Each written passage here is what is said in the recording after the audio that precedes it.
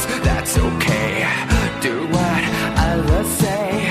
I'm here standing hollow, falling away from me, falling away from me. Throw it away. Throw it away. Day is here fading. That's when I'm insane. I flirt with suicide, sometimes kill the pain. I can't always say it's gonna be better tomorrow. Falling away from me, falling away from me. Something happens and I'm head over heels. I never find out till I'm head over heels. Something happens and I'm head over heels. I don't take my heart, don't break my heart, don't throw it away. Beating me down, beating me down, down into the ground, screaming so sound. Beating me down, down into the ground. I wanted to be with you alone, and talk about the weather that's falling away from me. Temptations I've been tracing against the dark in your face. It's falling away from me. Won't escape my attention. That's falling away from me. Falling away from me. It's spinning round and round. Away from me.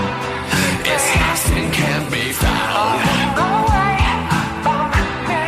It's spinning round and round. Away from me.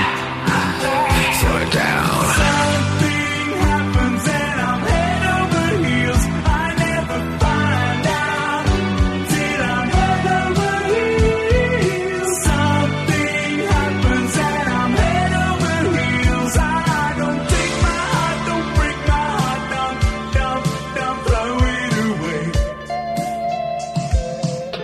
Life's falling away from me. Falling away from me.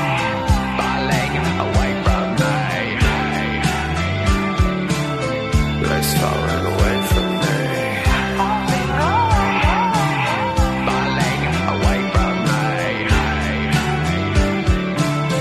Life's falling away from me.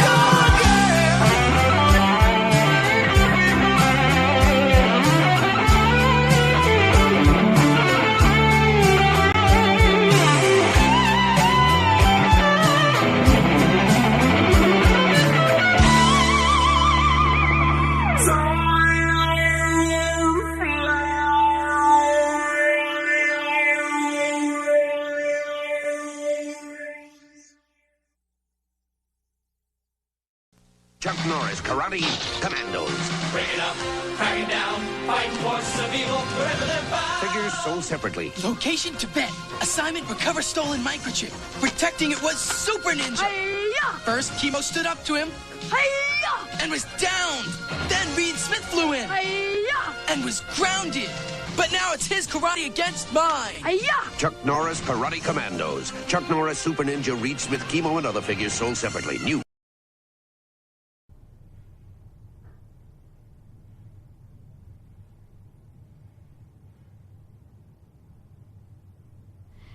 So, have you ever read the Old Testament? No, not a chance. Well, if we're going to talk, that's required. That's crazy. Look, our mission is to question everything. Why? Mm-hmm. Why are we doing this? Why do I have to dress this way? Why do I have to go to church every Sunday? That's a good one. Yeah. You know, why is God always taunting me?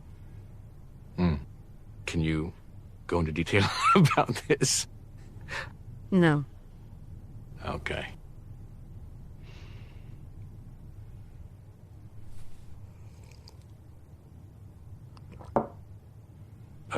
You know, a few moments ago, I came in expecting, I don't know what I was expecting, but it certainly wasn't this. I understand. But is this a place that you're comfortable? Or, Not right this second. right? But you feel safe right now. Of course. Otherwise, just go, you know, that's it. You know, it just gets in your body and you're like, okay. Yeah. So now you'll pay attention. Sure. Who slept with one eye open and traveled through the day with one eye shut? That's you. No. Moses did. Hmm. Look, I understand if you can't keep up with me. So, Well, I just wish this was more structured and tight.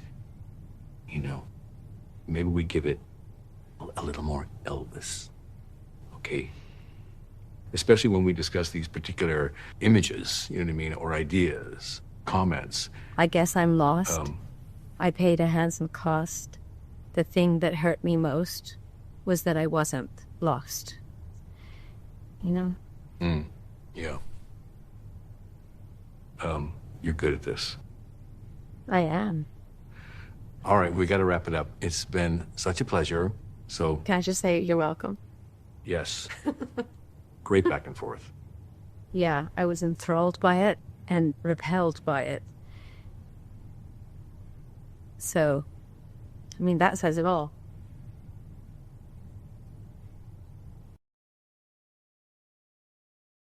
Come out and find 5 at the fair.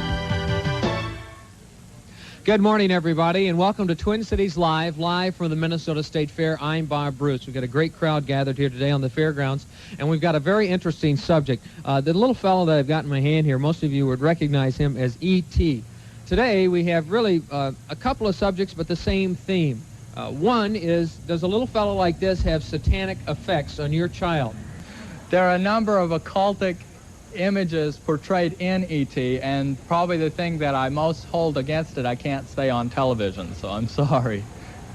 Well, why can't you say it on television? Because it was quoted to me by the co-writer of E.T. Oh, well, what is, I mean, can you, in a roundabout way, say something? I mean, Well, is it sexual innuendo, or what are you talking about here? Yes, he talked about weaving in visual subliminals into the movie itself. Masters of the Universe, Smurfs, E.T., do you have those kind of toys? Masters of the Universe, yeah. Are you afraid that Masters of the Universe is going to have bad effects on your children? I don't know. I'm not crazy about it. Then why did you buy it for your children? Because they want it. I don't know. The word Beelzebub has been used numerous times on the shows The Smurfs, and in one show, Gargamel drew a pentagram, a 5-pointed occultic star, lit candles at each point, which is an actual witchcraft practice, danced inside the pentagram, chanting a magical spell, at which point a book opened up across the room, a spiritual entity left the book, entered his physical body, giving him power to levitate and do battle against the Smurfs. You're soaking this all in, and I'm trying to understand it myself. How do you feel about this? I really can't tell you. I really don't know.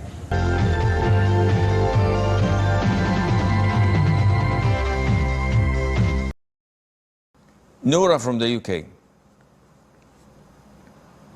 Assalamu alaikum, Sheikh. Salamtullah. I hope you and your family are well. Alhamdulillah. Sheikh, I have a question in regards to recently I came into contact with someone who I'm 99% sure might be a transgender. And as I was giving them my cup of tea, my hand accidentally grazed their hand. And this individual, I'm pretty sure, was born a man, but he's transitioning into, I don't know, but that's what I'm assuming. Sheikh, would my wudu break, would you say? No, the most authentic opinion is that wudu does not break when touching the opposite gender, whether with lust or without lust. What breaks the wudu is if something was emitted from the private part because of that. And anything that comes out of the private part breaks your wudu.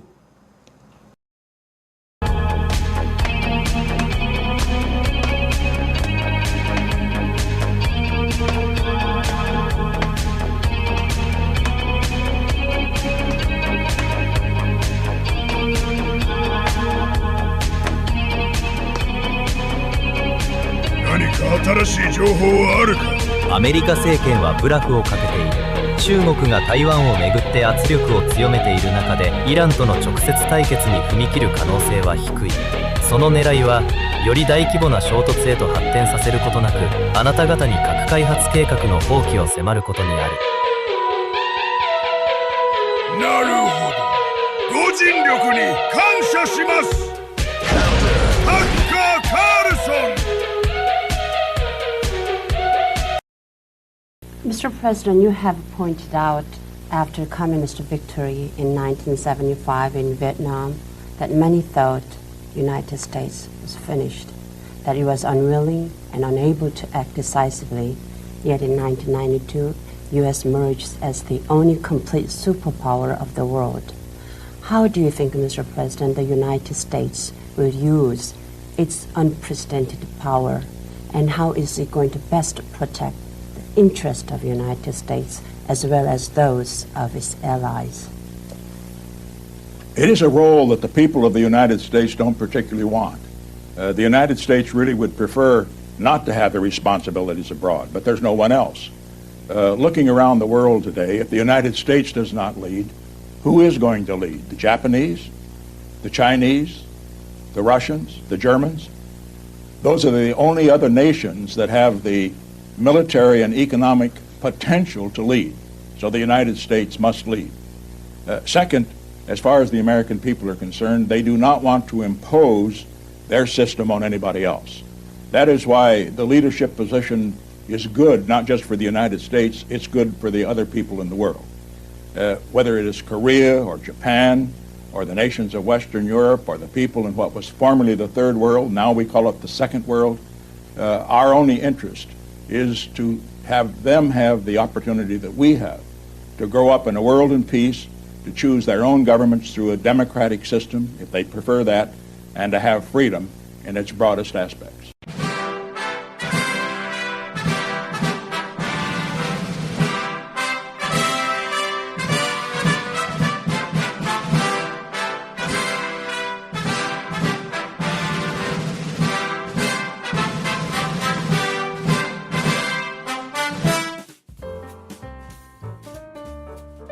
What's up, everybody?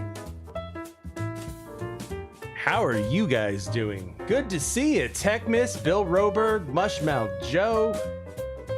We got Dead Game, Joff411, Captain Obvious in the chat. Batfink is here. How are you guys doing this evening?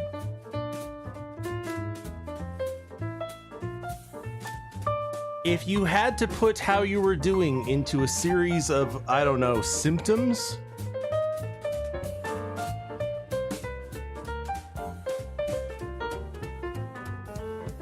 I would say, oh, I've been fatigued and irritable a lot. I have a loss of interest in activities. I feel this need to withdraw socially from people. I put it into ChatGPT and it says I'm dying.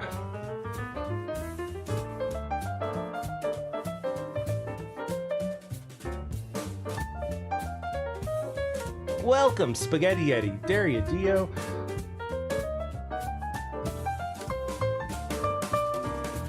So I don't know, guys. ChatGPT would never lie. Who knows how much time any of us have on this mortal coil? We lost a true patriot, a true American.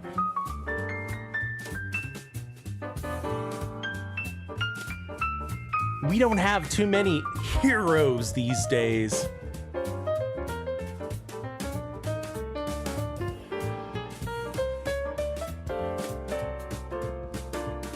Chuck Norris, he challenged death to a wrestling match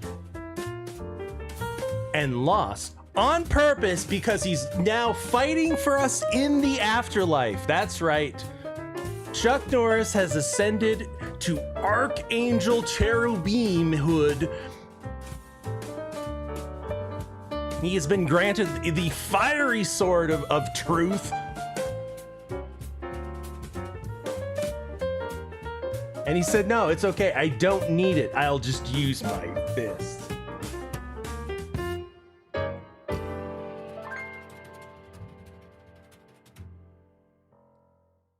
That's right, Tech Mist. He not busy being born is busy dying, said Bob Dylan or somebody. It was Bob Dylan or somebody. So I know, we're all a little in shock right now.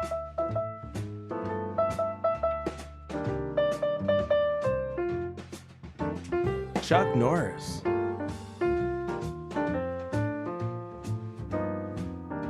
The Chuck Norris. Undefeated, standing and taller than Mount Everest.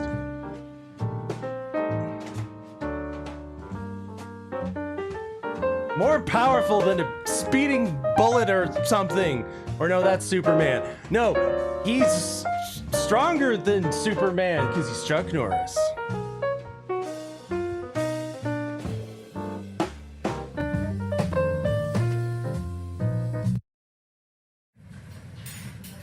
Don't look now. Chuck Norris is right behind you. I heard superheroes read Chuck Norris comics. I heard at night the boogeyman checks under the bed for Chuck. I heard Chuck Norris's reflection won't even look him in the eye. I heard when cops need cops, they call Chuck Norris. I heard when Chuck gets in the water, sharks get out of the ocean. I heard when Chuck Norris is hiking, grizzlies look out for him. I heard Chuck Norris rides the motor without the cycle. I heard Chuck Norris wears a hat to protect the sun. I heard medicine takes Chuck Norris to feel better. I heard what actually killed the dinosaurs was Chuck Norris. I heard cats say they have Chuck-like reflexes. I think he's still got it.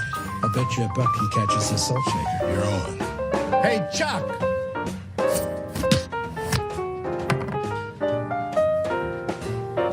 You owe me a buck.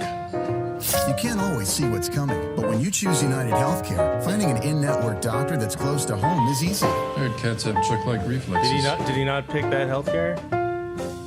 Too soon. Too soon? Too soon. United Healthcare. Too soon.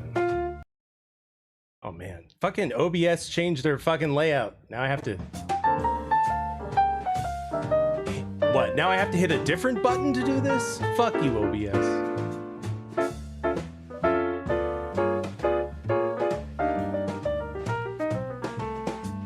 But you can help honor Chuck's memory and join the Karate Commando Club, all K's. Join the Karate Commando Club by going to buymeacoffee.com/mooseheaven. TechMist bought 5 coffees. Damn. Super generous of you, man. Thank you. He said, it's the vernal equinox and we've lost a legend. No one is here to protect us from the reptilian overlords. Well, you know what that means. Shall rise again. Thank you very much, TechMist. You have actually inducted everyone in the chat tonight into the Karate Commando Club. So give yourself a round of applause because we're going to honor Chuck Norris's legacy.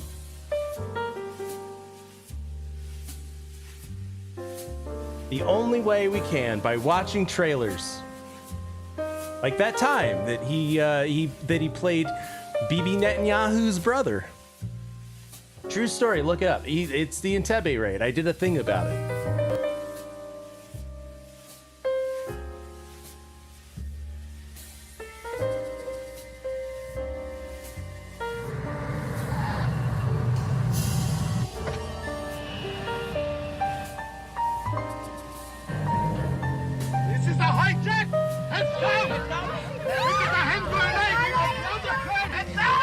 enemy doesn't care who they hurt. Not how young. How innocent. How helpless. Go. Collect all passports. Why? But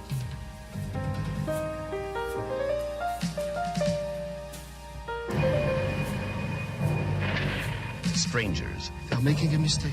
United by the threat of death. There's only 2 of them, and there's so many of us. Find the courage. You take one of us, you better take us all. To defy their captors. I won't do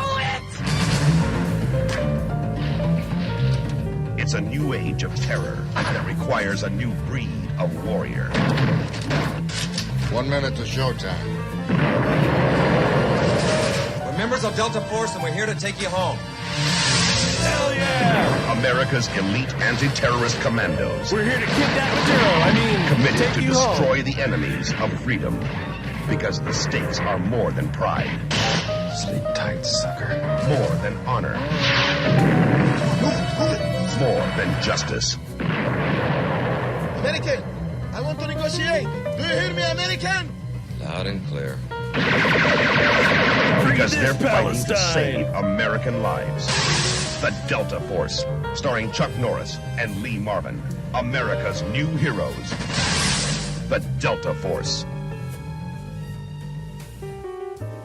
Or how about another Chuck Norris classic? Thanks to Tech Miss. Merry Christmas!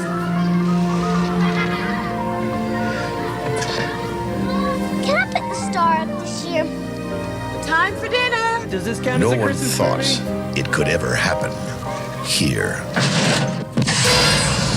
Oh shit, they fucking hate Christmas. They There's are a an war on army of Christmas. international terrorists. America has not been invaded by a foreign enemy in nearly 200 years. Their target, America. Their objective, control. 18 hours from now, America will be a different place. Now, Exactly. only one thing stands in their way. It's time to die.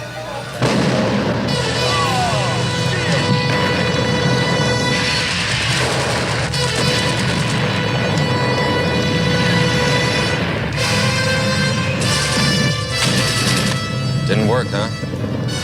Now it will. They wanted a war.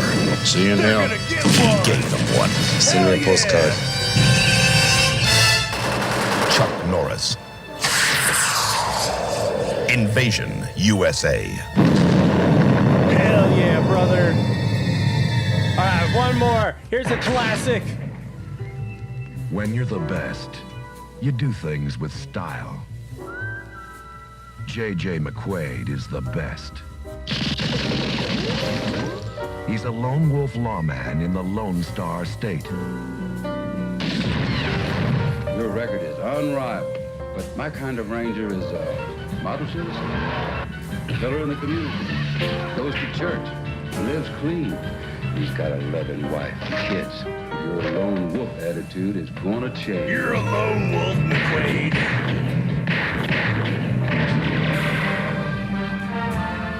Even a wolf has his weaknesses. And a powerful enemy. Oh no. Well, we know his one weakness. Ropes. But even the best can't always do it alone.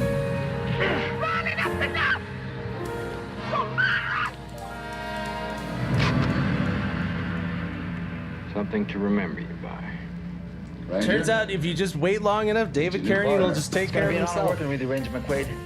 I think you know Agent Jackson. Looks like somebody doesn't like you, McQuaid.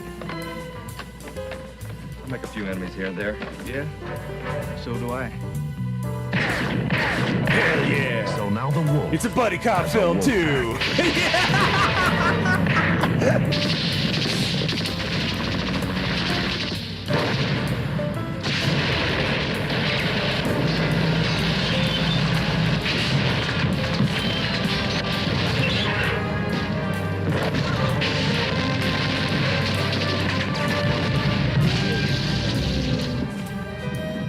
The final showdown belongs to McQuaid. I'm gonna lock you up in a closet in Thailand.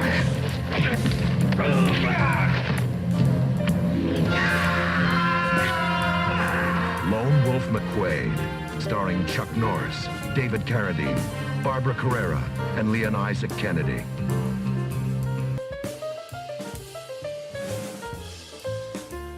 Thank you very much, Tech Mist. I feel like we can properly start the show now.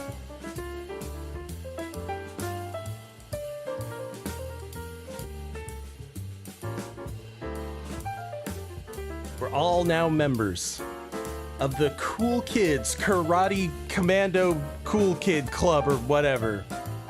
All K's. All of them.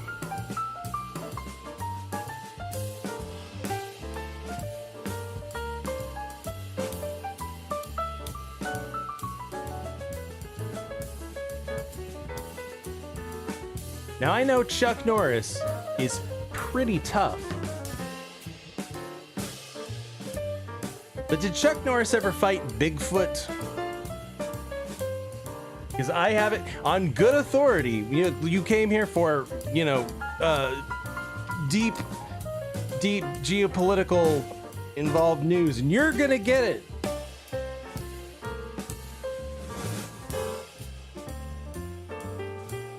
I have several Bigfoot sightings that have been reported.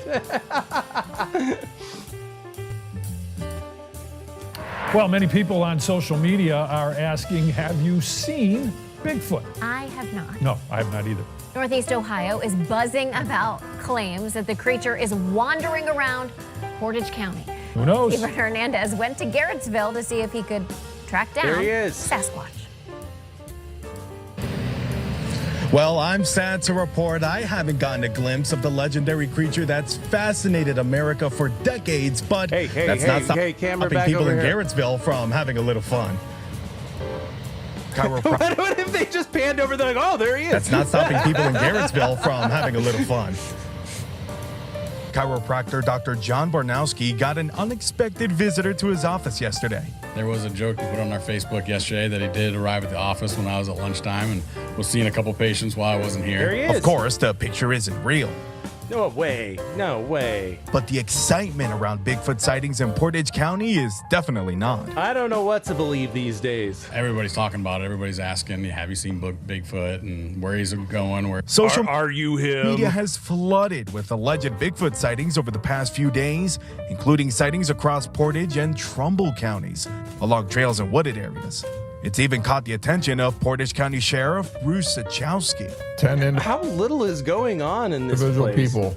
They're like, I was walking my dog at 4 a.m. and I saw this hairy figure and I smelled this musty odor and Yeah, it's an illegal immigrant. there was this big thing and all of a sudden it Case closed. ran. It's led to other businesses also joining in on the fun, like this auto shop just on the road from Dr. John. Even my sister-in-law, she's a big fan of it, so... you would say a big Bigfoot fan?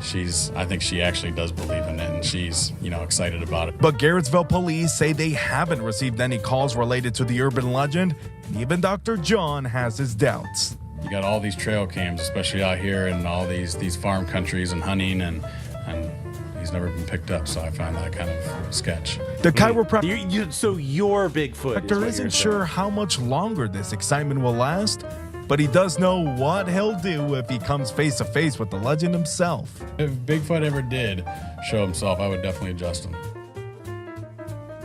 Yeah. Could you... Bigfoot probably has... Can you imagine Bigfoot going to a chiropractor? Well, we're still waiting for an additional word from the sheriff's office. They said they would provide a statement this afternoon. But for now, the Garrettsville Police Department has a simple tip. Stay calm and make sure to stay inside if you ever feel unsafe. In Garrettsville, Stephen Hernandez, 19. Stay calm in Bigfoot, and lock your doors. Keep your pets inside. There may be a Bigfoot or big feet in the neighborhood.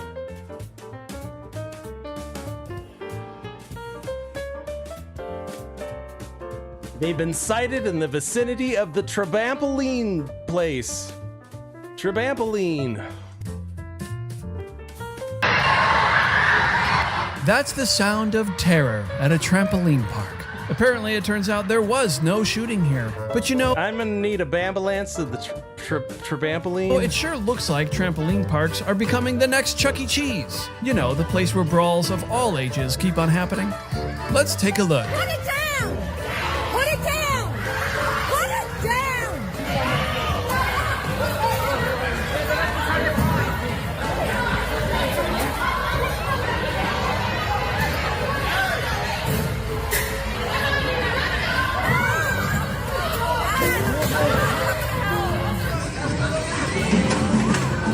Yeah, I just can't help but notice there's like a certain demographic of people that would go to a Trabampoline place. I mean, I can't really see myself particularly going to a Trabampoline place. I just can't. I don't really see the whole. I don't get it. So you bounce around. You pay to bounce around a lot.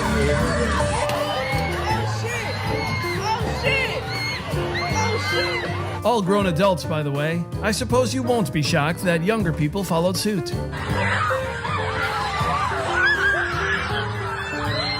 And of course, we can't forget about the so-called teen takeovers.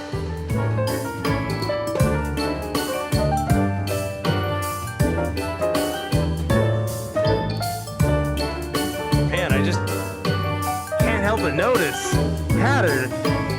I'm gonna need a bambulance at the Trabampoline.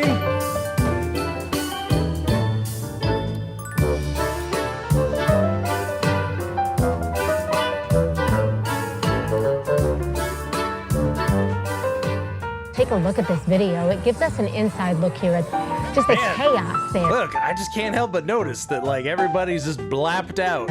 When about 200 unsupervised minors stormed into the trampoline park, some And that's just a whole lot of blap. allegedly doing so without paying. To see a blap faces. That forced the park to temporarily close, and all those juveniles were escorted from the building. Now, police say there were also several So blap, they're sucking up all the light. disturbances and minor altercations in the parking lot. Imagine being the person who had to add all those black squares. That is a job I do not envy. Y'all better come pick up your kids in urban air right now! I pulled up and there was like hundreds of kids piling out the door. I ran inside and kids were just falling on the floor and like trying to run out like a stampede. Was it owned by the pedestrians? Cops running. It was crazy. There's this pizza place and there's like all these kids running out of the basement. A popular spot for families is overrun by customers. Videos of teenagers overtaking Sky Zone. Sandra Bermudez says this unfolded while she was at Sky Zone on Adamo Drive. That's right, everybody heads to the Waffle House after. With her 9-year-old son Saturday. She's not sure what started the fight, but it quickly got out of Who cares what started control as she recorded with her cell phone. Bermudez was scared for her much smaller son. The business closed early to move everyone outside, and Bermudez continued rolling as the fight continued in the parking lot. Deputies can be seen responding late in the video. Literally jumping around like We're told some they sort of a primate briefly or detained something. and released one child, but made no arrests. Yeah, it's weird. Again, it's like a certain type of people that just feel the need to. They have enough energy that they just need to bounce around all the time, like Tiggers or something. You know, like Tigger is always bouncing around. This is like some people are just Tiggers. They just can't stop bouncing, and they just go to the Trabampoline place because they're Tiggers.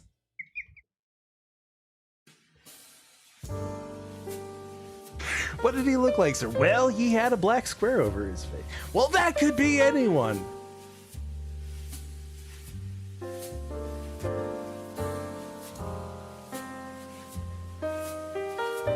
Man, Tiggers are just something else. Tiggers gotta bounce.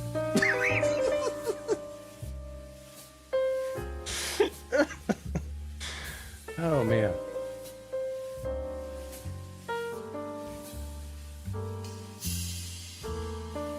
Spirit, I've noticed that lately you've been opening up a little bit more about mysticism and religion, spiritual matters. What's up with that? My friends. lest you think that there's not a spiritual element to all of this nonsense that we see. Absolutely part of it.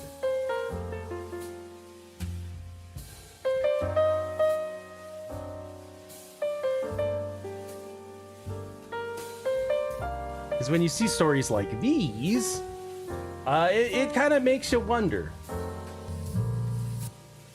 You're crazy calling him the animal again. You said it yourself on video. Shame on you. Why is this guy getting screamed at? Well, he allegedly Any number of reasons, and he sacrificed a cat to the devil on. oh well, that'll do it. Why is this guy getting screamed at? Well, he allegedly sacrificed a cat to the devil on Halloween. I've blurred the picture as you can see. I'll spare you the gory details. He then bragged about it on social media, where he's known as Church of You Boo Ball. Meow. The 26-year-old was inside Bronx criminal court, made this face to a witness recording him. Y'all are using me right now off things I didn't do because I'm a fucking black man. Fuck y'all. No, fuck you, dude. Fuck you, you fucking killed a cat. And you're like, oh, just because I killed that cat, because I'm black, right?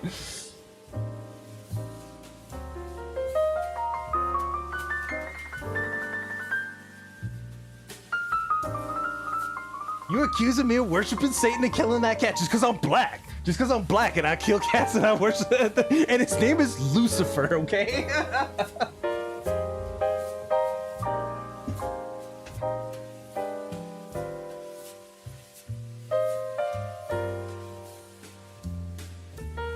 Why would the devil want a cat as a sacrifice? Well, you see, cats are of the devil, for they poop. They poop in a litter box. They scratch that shit all over the place.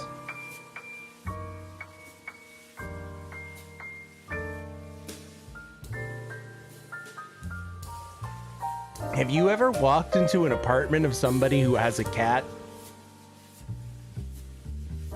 And they've got cat litter everywhere. Everywhere you go. If you walk barefoot, you're going to get cat litter on your feet.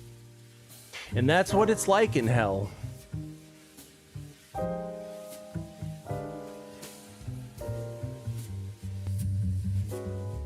Y'all are using me right now off things I didn't do because I'm a fucking black man. Fuck y'all. In April of 2025, we saw a teenager in Wisconsin charged with killing his parents as part of a satanic cult and a bigger plot to kill Donald Trump. We also have the widespread rise of one leads to the other. 764, a group that is most certainly satanic, engaging in some of the most depraved things imaginable to society's most innocent and vulnerable. Then this caught my eye the other day. Investigators say Valdez recruited Lippert to help her kill the victim because he resembled the Sandy Hook school shooter. It's something Valdez obsessed over. Investigators say one of them When she wasn't obsessing over Twinkies. believed if she killed her classmate, she would have a blood bond that would resurrect the now deceased Sandy Hook shooter from the dead. According to police, the suspects planned to push the victim into the school bathroom at Lake Brantley High, slit his throat, and drink his blood. He even brought the knife to school. This one is a transgender. As far as I can tell, born a girl, now identifying as male. You can't make this shit up. Let's listen to their concerns in the cop car. Dude, they took away my chocolate. No! Of course your first concern is chocolate. I was able to eat like a part of it. I'm not shocked at all. Like a part of the big bar. Oh my god. Dude, I was gonna. I'm about to have my diabetes seizure do if my I don't get makeup my this chocolate. morning for the mugshot, but I couldn't find anything. I'm glad I don't actually look too bad today. I look horrible. So my yeah, you do.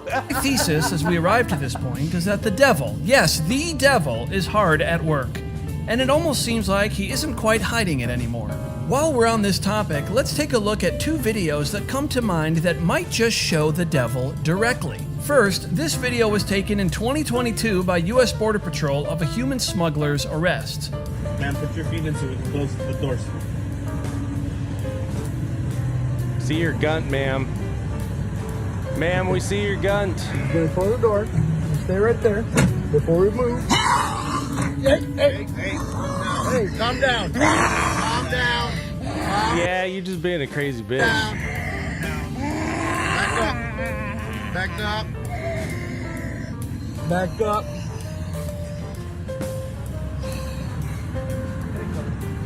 Hold on. Hey, get your foot back in there. Get your foot back in there. Get your foot back in there. Ma'am. You're gonna get your gun Man, caught. we're gonna have to tase you. You're not gonna like that. understand what you're telling me. Oh, I think you're just faking this shit. Put your feet back in there. I'm not gonna lie, that jump scared the heck out of me. Demonic? None of us can say for sure, but it sure looks like it to me. This next one is a little more questionable, but I always think of it in the context of the demonic. The man recording is objecting to this abortion doctor. Watch what he does. You gotta repent, sir, for murdering babies. Why? Because it's a sin before God. Why? Wow. Stinky breath. Yeah, Why? that's pretty evil. Whoa, that is evil. Sir. Yeah, I am. And I hope Stinky and pray breath. that you... Well, that's what you do to babies, huh? Yeah, I love it. Whoa. Here. Well, that's what you do to babies, huh? Yeah, I love it. You love it, huh? Yeah, I do.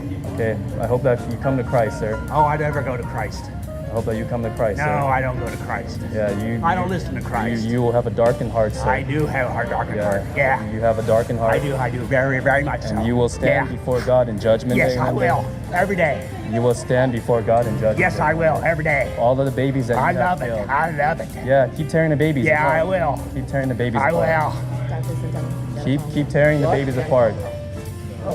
Yes, sir. The babies, their blood screams from the ground. You could easily say that he was just playing the part, but considering his line of work, it's hard to say for sure. Even this business, dang. Easily say that he was just Damn, you had too much coffee. playing the part, but considering his line of work, it's hard to say for sure. Regardless, what's clear to me is that the devil is on the move. Well, fear not, listener, because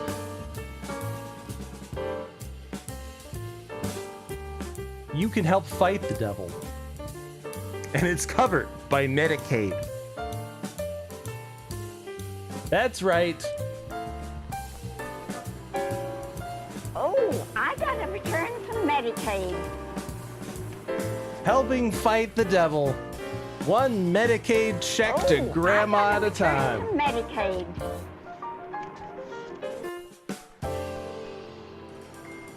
Oh, I got a return from Medicaid. And soon, Grandma's gonna be able to get all of her Native American cleansing products paid for by Medicaid. That's right. They're going to light some sage and blow smoke up her butt or whatever they do, and it's all gonna be covered by Medicaid. Traditional healing practices used for generations to treat the body and mind are now being officially recognized as healthcare in New Mexico. Medicaid in the state will now cover these services for Native American members. News 13's Marilyn Upchurch spoke with community members who say this is long overdue. It really is a big part of our culture, and like I said, to our identity as well. University of New Mexico medical student Taylor Russell appreciates modern medicine, but as a Native American, she's also interested in traditional medicine. Okay, what do we got here? We got some lion's mane mushroom. We've got some pigeon flower. That sounds tasty. And it's something she is advocating for as a future physician. She wants to bridge the gap. Some of my grandparents So you want us all to eat pigeon flower? were herbalists, and they would use herbal medicine, prepare it, and then help people that had some symptoms. Just last week, the state's healthcare authority announced Medicaid will now cover traditional healing practices for Native American members in participating tribes, nations, or pueblos. Traditional medicine practices have been used for generations. Healing can include herbs, prayers, and ceremonies. So we get to wait. So the taxpayers paying for your fucking prayers and ceremonies and your peace pipes? So it connects us to the world of spirituality, and it ensures that our culture is continuously maintained. Hold up. So there are people who are like dying of cancer and shit who can't get covered, but like your fucking like Native American tobacco shit is gonna be covered. New Mexico Fuck is you one of guys. 4 states to get the federal approval. So far, the Navajo Nation is the first participant in the 5-year program. Native American Medicaid members can see providers at participating tribal facilities and get a referral to a traditional healer. The associate director of the Center for Native American Health at UNM Health Sciences says he's ready to see traditional medicine acknowledged by Medicaid as legitimate health. Right, because it's super cheap and we can just healthcare. Feed people nettles leaf. This policy really aligns with the health system of how Native communities understand health and healing. You look super healthy. Which is, are you eating your nettles root? Health is just not in the physical form. We have what we call relational care, self-care. Maryland. So rub some lemon balm on your balls. Up Church, KRQE, News 13.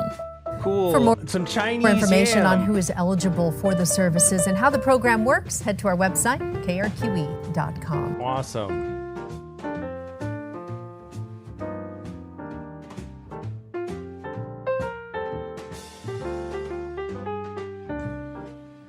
But does it cover other kinds of herbs?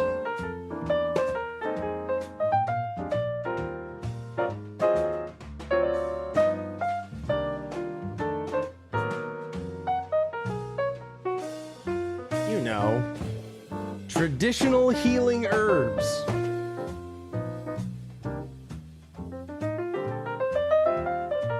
Now, we lost Chuck Norris. We lost one true American, but we still have one standing.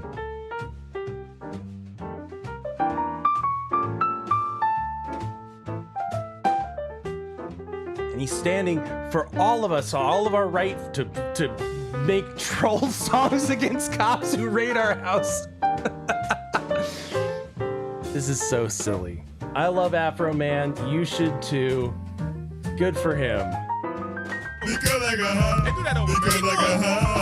The rapper known as How funny would it be though if he missed his court date because he got high? Afro Man is celebrating after a jury sided with him in a lawsuit brought by sheriff's deputies in Ohio, who claimed he was wrong to mock them in music videos. We did it, America! Yeah! We did it! Freedom of speech! Battle! The dispute dates back to 2022 when deputies raided his house as part of a drug case. No charges were filed, but Afro Man, whose real name is Joseph Foreman, protested, saying the deputies damaged his home. Mama's living down, He then made a music video using home surveillance footage of the raid. The deputies sued, accusing Foreman of using their likeness without permission. It made the sheriff wanna put down his gun and cut him a slice. Of what? The deputies say Foreman's insults in the video caused them mental distress and led to harassment. I was mentally distressed. He pointed out how fat I am that I can't keep my eyes off of a lemon pancake. Harassment and death threats. They demanded millions of dollars in damages. He said it like they were facts. The tears, the agony from some of these witnesses, don't forget that. But Foreman's lawyers argued the I really did want that lemon deputies are public figures subject to public scrutiny, calling this a case of free speech and saying this about his client. Look at that scene. Look at this man. Does this look like a man who takes life seriously? Does this look like a man who thinks that everybody's going to assume that everything he's saying is fact? This is a reasonable person in the eyes of the community is going to say, it's a song. It's a joke. After hours of deliberations, the jury finding in favor of Foreman. This suit stands for the freedom of speech and the American dream. He thanked all the people who stood out in the cold holding signs to show their support during the trial. Hell yeah. I say free Afro Man. You keep trolling those that fat cop for looking at the fucking cake or whatever. I don't care. Anyway, if you're in court though,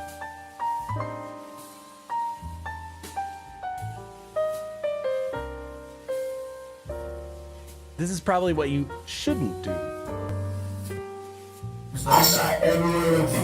No, shut up, man. Let me talk. talk. I can't talk to the judge, bro. These things being recorded. Okay, let me talk. Then if it's being recorded, then it's being recorded. Let's back up a bit. This is the suspect of a mass shooting in Riviera Beach, Florida. The police chief says it appears Gibson was having a mental breakdown as he describes hearing voices in his head. Police say Gibson told My client is having a mental breakdown right now as he's confessing to this crime that he would like to plead not guilty to. He felt harassed, called his alleged cousin, John Halliburton, to bring a backpack with a gun. After obtaining the weapon, Gibson stated that he had to get rid of the demons.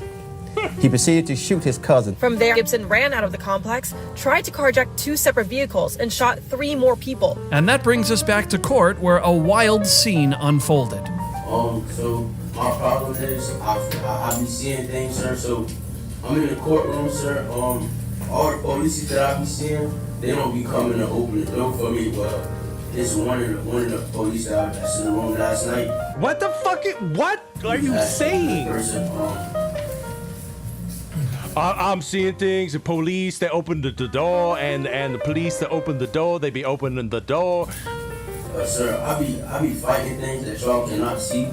He is fighting things that y'all can't. That's nice. That's what I want to hear in my court.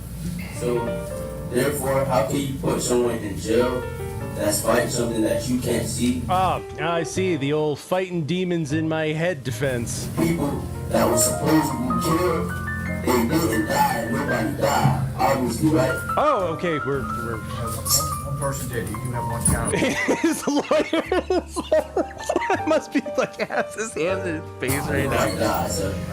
You want to show me how? I shot every one of them people. Nah, shut up, man. Let me talk. I can't talk to the judge, bro. Okay, let me talk. Then if it's being recorded, then it's being recorded. I shot every one of them people in the head. They're not making it back. Yeah, man. Yeah, your poor lawyer. My cousin, he was supposed to die. That dude that hit the floor, oh yeah, he died. Oh yeah, he did. Wait a minute. Didn't you say that nobody died a minute ago? I found a loophole in your defense. Shot in the head, sir. And went back up right in front of my face. So, therefore, how the can you wake back up in front of my face after I shoot you? How are you gonna wake back up? Please tell me, sir. That's impossible. I'm chilling on the bench with my cousin Elmo, right? What the fuck? Okay, Elmo. So Elmo was talking to you, and Elmo made you kill the why people. you keep talking to me and not letting me talk to him? Why are you trying to stop me from talking about how Elmo tried to make me kill people? I can't even hear you, sir. I can't hear you. No, it can't be used against me because I'm talking what I think, what my heart need to tell whatever. Look, you just think I did it because I'm black. Okay, let me talk. Okay, I only need you, sir. I ain't gonna lie to you. I do not need you. I will represent myself, sir. I think I'm doing a pretty good job right now. So I can't even see. Now back to Elmo. I see it at night. I see it now looking at you. I don't know how to fight it, sir. But for Halliburton's mother, this is about the son she lost. She says he had just become a father and was supposed to go back to work today. Now she's left with questions. How can you be so evil? John had a sister, he had a brother who loved him dearly. He was so loved. He was so loved. Lord, he took my baby. She had that call while she was at a grocery store on speakerphone. I know it. Anyway, so this is pretty weird, huh?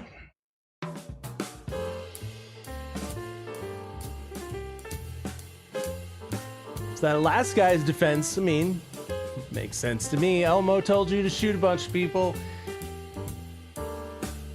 But I don't know what's going on with this guy.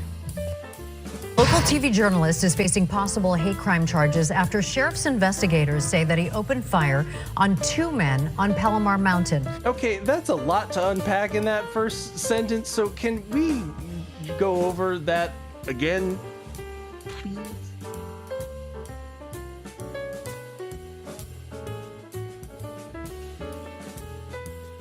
I love these ones that start with, I'm sorry, what? A local news journalist, hate crime, shot someone on a mountain You have my attention. Local TV journalist is facing possible hate crime charges after sheriff's investigators say that he opened fire on 2 men on Palomar Mountain. Deputies say forensic evidence connected him to both shootings, and they believe he targeted the victim because of their ethnicity. Tony Shin has the very latest. Excuse me, Ricardo? Ricardo Beron quickly closed his car door outside his Chula Vista home as I tried to ask him about the criminal accusations against him. But the 46-year-old former reporter and anchor for Spanish stations Univision and Telemundo drove off without saying a word. He went, arriba, arriba, ay, ay, ay. San Diego County Sheriff's investigators say Beron is the gunman who targeted 2 men on Palomar Mountain. The first shooting. Okay, there's a lot to unpack here. So a reporter for Telemundo shot some people, and how is this a hate crime? Happened on October 6th of last year. The sheriff's office received a report of a shooting at an individual that was parked in a vehicle on the side of South Grade Road near the top of Palomar Mountain. We spoke to that victim a few weeks after that violent encounter. He says he was admiring the scenic view when suddenly I was just admiring the scenic view in the middle of nowhere. Armed man approached him as this is all so weird. He was sitting in his car. After I raised my hand and asked him not to shoot, he asked me if I was Mexican. What? But isn't he like Mexican? Like, he worked for Telemundo. Like, what the fuck is happening? I responded yes. At that point, I saw him zero in, and so this guy's just like Zodiac killering people who are Mexican because he's like a self-hating Mexican who works for Like, then what is happening here? I instinctively turned to the right. I feel like there's more to this story. I heard the shot, and the shot came through the window, missed my face, and caught my arm. The victim showed us. Was this a gay lover tryst thing? His injured arm, and says were you just getting into some very kinky play? Shooter opened fire again as he drove away. I heard a second shot. That second shot hit my rear Look, you're not helping my case. passenger tire. Investigators say on February 23rd, there was a similar incident on South Grade Road where a man was sitting in his car when a gunman walked up and shot once through the driver's side window. Mexican Zodiac killer. But missed the victim. Sergeant Evan Sobzak says it was forensic evidence from that shooting that broke the case. Yeah, just a magic bullet. The investigators on this case, this is so weird, did a fantastic job of following every single lead. There was evidence collected from the scene that through investigative work, very good investigative work, they were able to identify the suspect. Ricardo Beron, who is a husband and father of 5 children. He was arrested on Tuesday at San Diego International Airport. What? As he was leaving for a vacation. What? What the fuck? Investigators this is so weird. Say when they searched his home, they found this 9mm handgun that they believe was used in at least one of the shootings. Believe was this used could in the possibly shootings. be motivated by hate. Both victims in these cases were Hispanic. Yeah, but isn't he too? And there was statements made by the suspect, something similar to, "Are you Hispanic?" prior to shooting at them. Yeah, but isn't he too? Like, but he's Hispanic. Yeah. Correct. Tony Shin, Fox 5 News. You're just gonna leave it at that. You're just gonna leave it there, huh? Yes, he is. No further questions.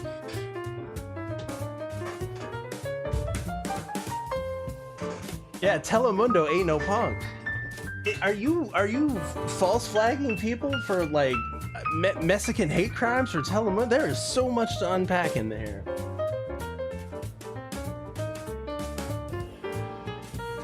Speaking of Mexicans,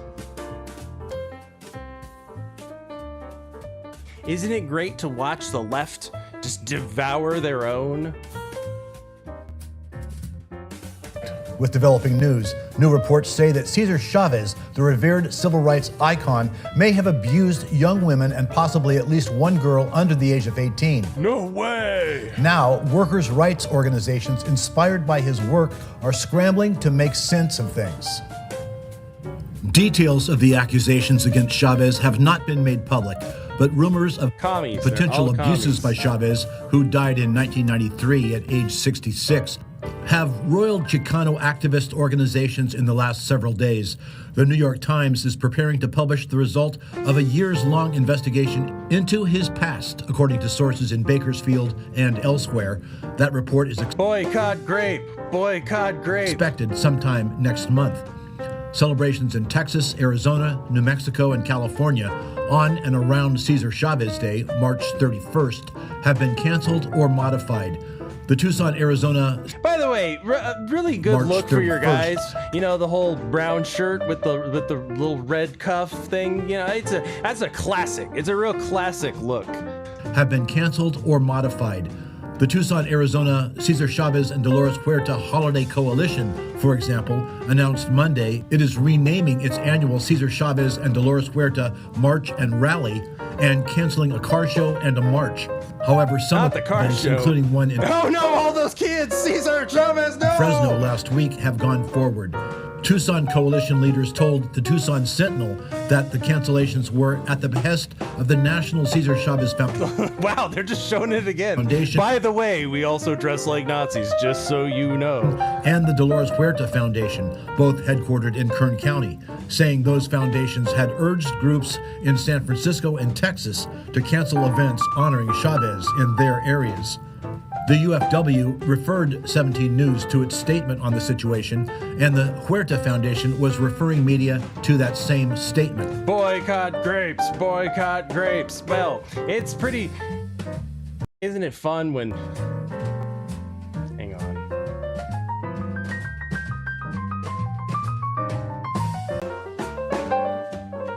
Isn't it fun to watch the left just devour their own?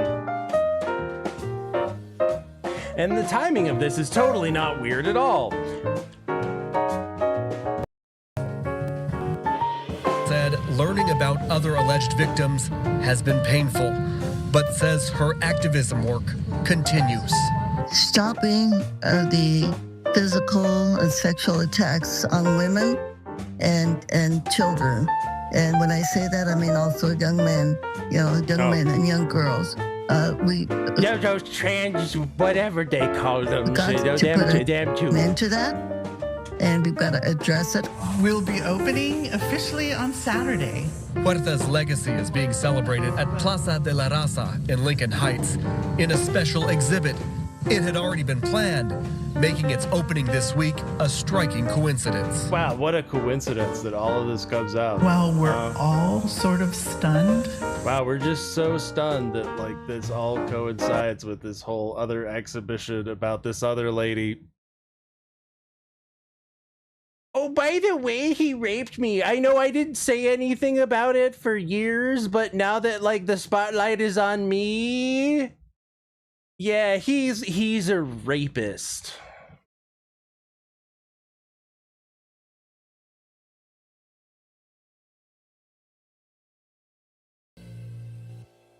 This Brazilian politician was not happy that a transgender was appointed as the president of a women's rights committee. So she did something that is, well, let's say forbidden in America. Poop? Before we get to that though, on YouTube they have this new feature called auto dub, where AI literally dubs what a person in another language is saying. So that we can understand her, we are turning the auto dub on. It also makes this whole endeavor even funnier. Without further ado, here we go. I have had the privileges of a white person throughout my life. Now at 32 years old, decide to put on makeup, to dress up as a black person. Do I feel in my skin by painting myself black? The pain that a black person felt from racism, from not So are you gonna sing Swing Low, Sweet Chariot or not? being able to get a job. Have I become black? Look, I recognize myself as black. Why can't I then preside over the anti-racism committee? Because I'm not black. I'm not black. black. Over the Anti-Racism Committee. Because I'm not black. I'm not black. Why did you turn into a Dalek at the end?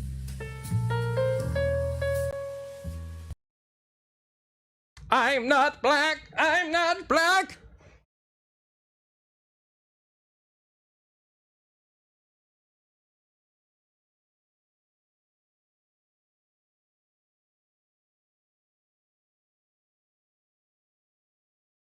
That's one way to get this point across.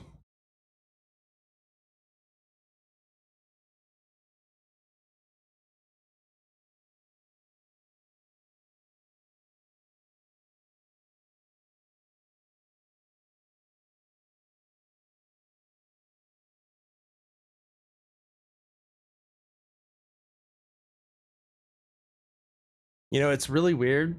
Ever since she put that on, she has this strange proclivity to want to go bounce, just bounce around on a Trabampoline like a Tigger. Ever since she put on that makeup, she has this irresistible urge to bounce. Like a Tigger. Like a Tigger, she wants to bounce. Like, for instance, if you knock a bitch up, you bounce out.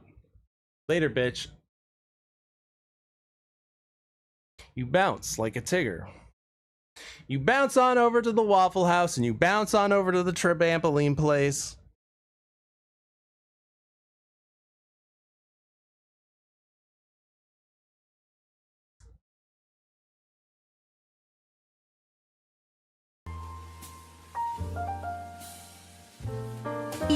Seen as a...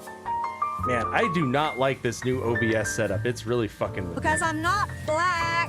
I'm not black. A woman. I want to be seen as a woman. The woman of the year cannot be transgender. I also don't want any trans person to take my place. Where is it? It's not my place to speak. I am a woman. Fabiana was interrupted by Representative Monica Seixas do Pio. So we are witnessing a case of blackface. Case of blackface. Legislative Assembly. I'm just. What is going on with the AI? Police people. So black. So. Wouldn't it be nice if American politics... I like that even the AI is translating. Hey, it's my medallion. was like this? You know, this wasn't the first time a Brazilian politician went wild with their criticism of transgenders. Hoje, eu me sinto mulher. As mulheres estão perdendo seu espaço para homens que se sentem mulheres. Eu estou aqui para poder dizer que eu estou defendendo a sua liberdade. A liberdade, por exemplo, de um pai recusar de um homem de 2 metros de altura, uma irmã, entrar no banheiro da sua filha. Então aqui eu vou tirar porque eu sou gênero fluido. E aí eu volto aqui para o Nicolas, homem aqui, para dizer o seguinte: mulheres, vocês não devem nada ao feminismo. Pelo contrário, o feminismo que exalta mulheres que nada fizeram pelas mulheres. I didn't really listen to a word you said because I don't speak pizza. I'm too busy over here struggling with the new fucking audio setup on the audio mixer on OBS over here. So I got my own things to deal. Whoa! Speaking of things to deal with, speaking of gender confused individuals and Tucker Carlson, yeah, Joff 411 brought this to my attention that this is a thing that happened. That Tucker's dad was a CIA adjacent journalist who did expose a trans woman, believe it or not a natural born woman.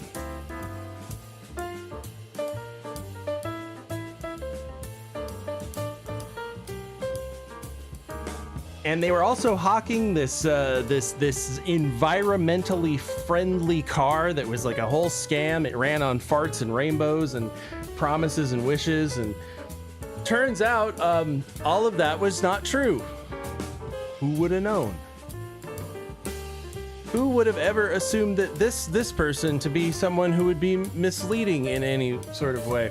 So without further ado,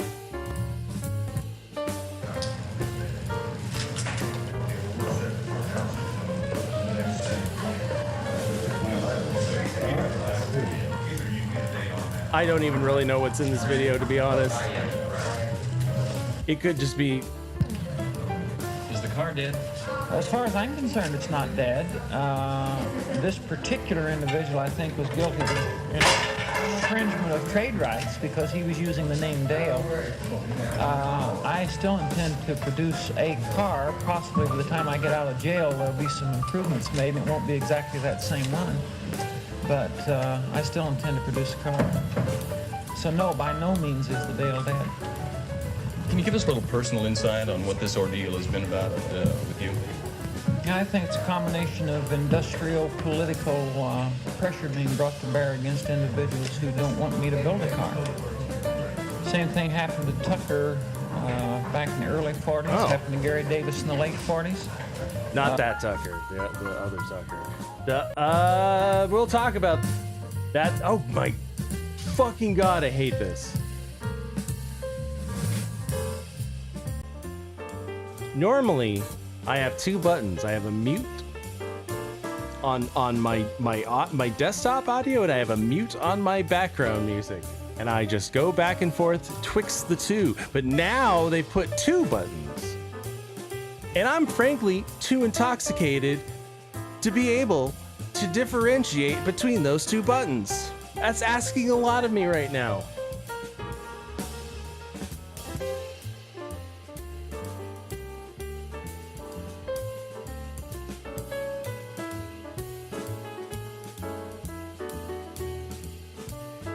So it turns out that was a dude. And it turns out that new Ayatollah that they told you about, that cardboard guy, Ayatollah Cardboardola,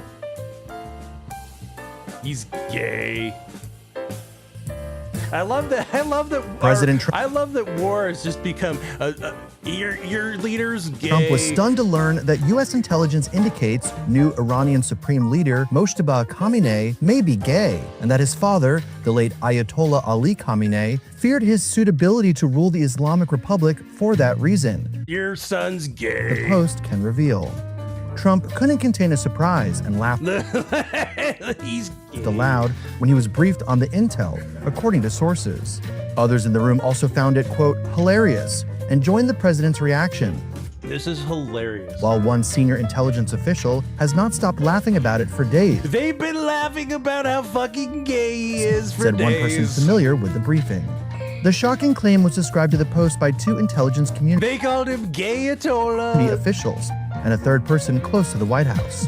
All three sources say the implausible-sounding allegation is viewed as credible by U.S. spy agents. Oh no, it's very credible. We have it on good authority. He's very gay.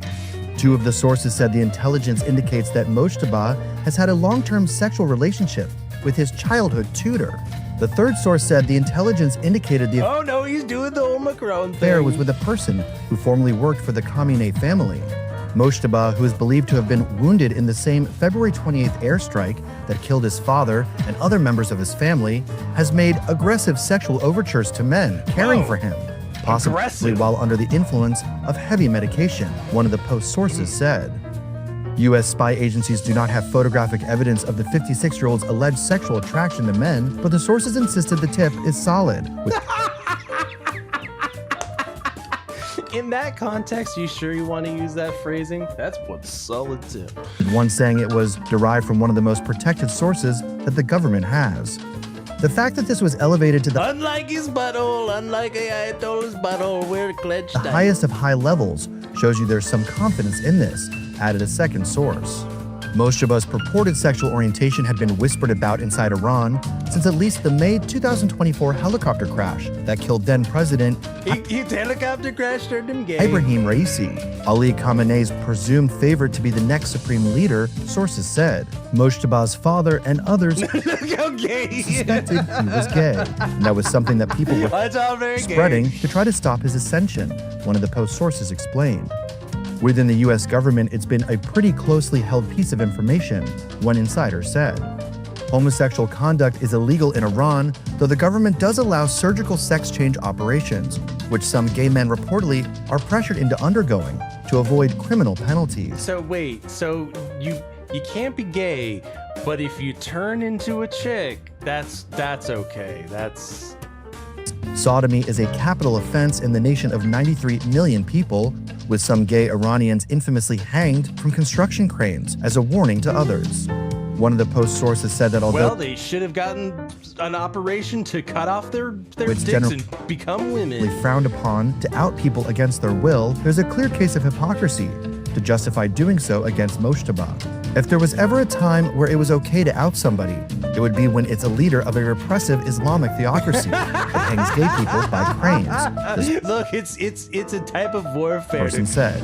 Moshtaba Khamenei's current whereabouts and the status of his recovery from the February 28th airstrikes remain murky. Look how gay he is. Look at this guy. Practically humping him in public. Very White House gay. did not provide comment on this report. Probably in some bunker somewhere. Mr. President, you've said that Iran does want to make a deal.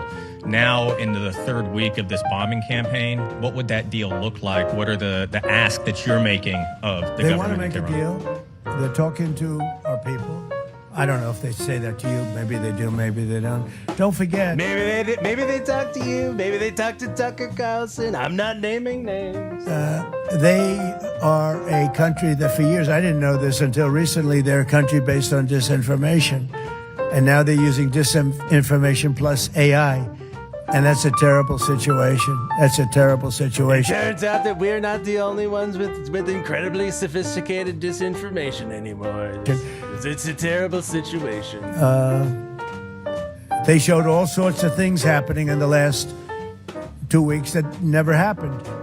Between their kamikaze boats that don't exist, between blowing up the aircraft carrier, one of the great ships in the world. They did do that though. They did put out some bullshit. I saw some wild ass shit about Houthi paratroopers in Tel Aviv and all kinds of shit. The Abraham Lincoln on fire. They showed it on fire. I called the general. I said, General, what's with the Abraham Lincoln? It looks like it's burning down. No, it's not burning He down. said, "No, sir. You've got that thing where you're too old to differentiate between what's AI and what's real." Not a bullet was ever fired. All of those animal pictures I've been sharing on Facebook, they're all AI. Yeah, sir, they know better. They said, this is my first glimpse of AI and what they've done with it. They showed buildings in Tel Aviv burning to the ground, high-rises burning. They showed buildings in Qatar. They showed buildings in Saudi Arabia burning, and they weren't burning. They weren't hit. It was all AI-based. Terrible. It's terrible. And that's their only, I think that's the only thing they do well. They're negotiating. Honestly, people have bought this shit. Like the whole BB is dead thing. So, Iran can't hit the broadside of a skyscraper in Tel Aviv, but they were able to pinpoint accurately kill Bibi Netanyahu. Okay.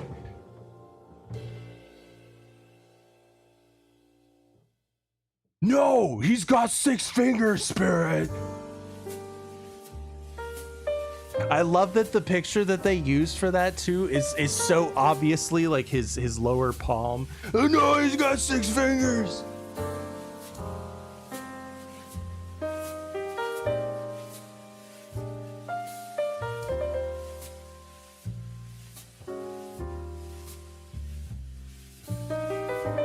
Turns out in wartime, propaganda goes wild.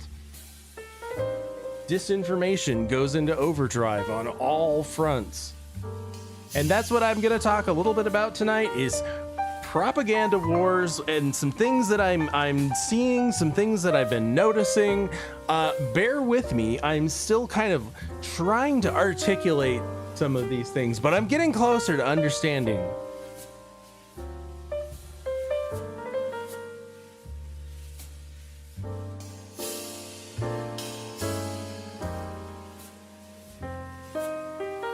Propaganda, like sometimes it doesn't look like what you think it looks. Sometimes it looks like what you want to hear.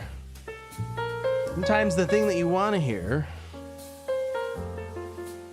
is the propaganda. So That's what we'll be talking about tonight. The propaganda war that's going on behind the scenes with this whole Iran thing. And we always talk. Somebody said, well, would you talk? Why would you even talk to them? I talk to everybody because sometimes good things come out of it. But I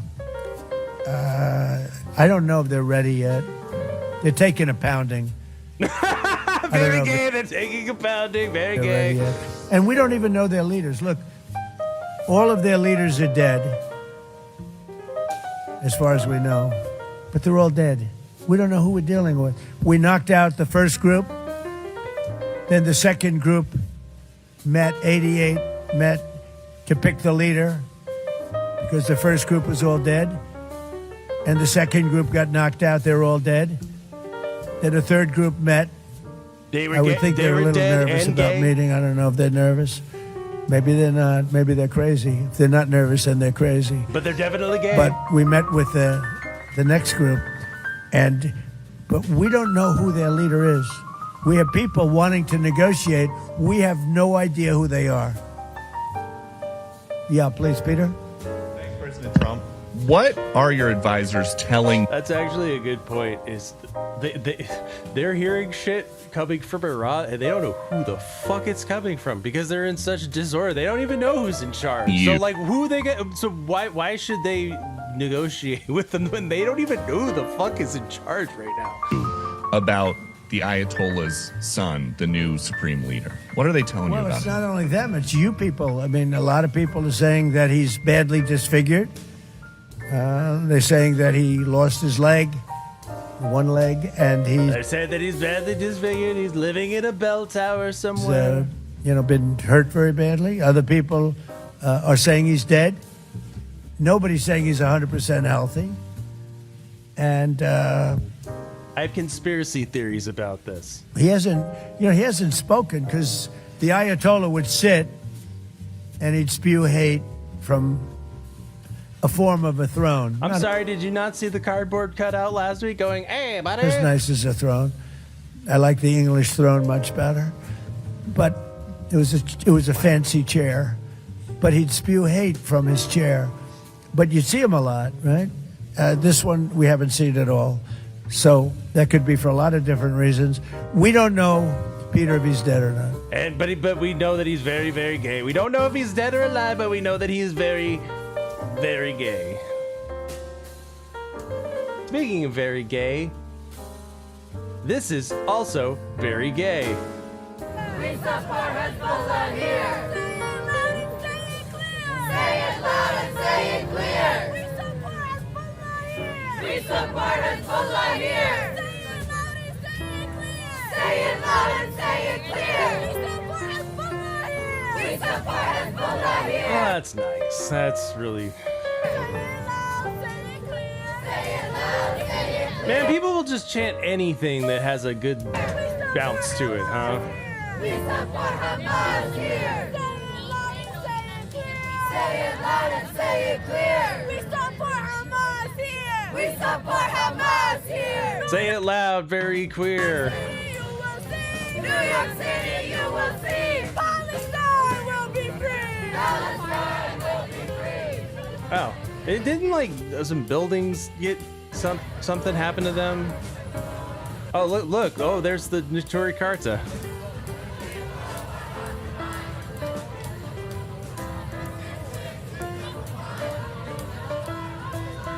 Yeah, this is fine.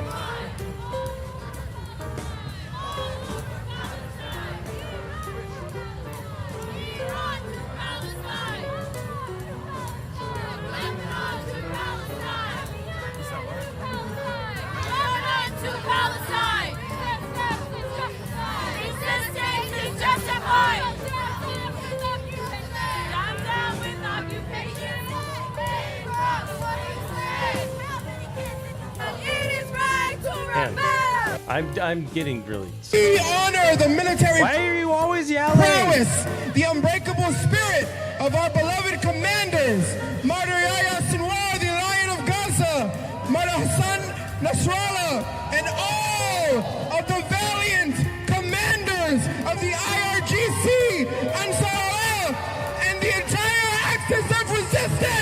But nothing bad will happen if we elect Mamdani. And nothing bad happened.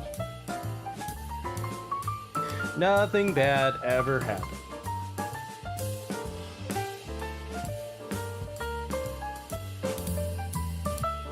To the Middle East, and a British reporter working for Russian state broadcaster Russia Today has narrowly escaped a missile strike in southern Lebanon. The moment caught on camera.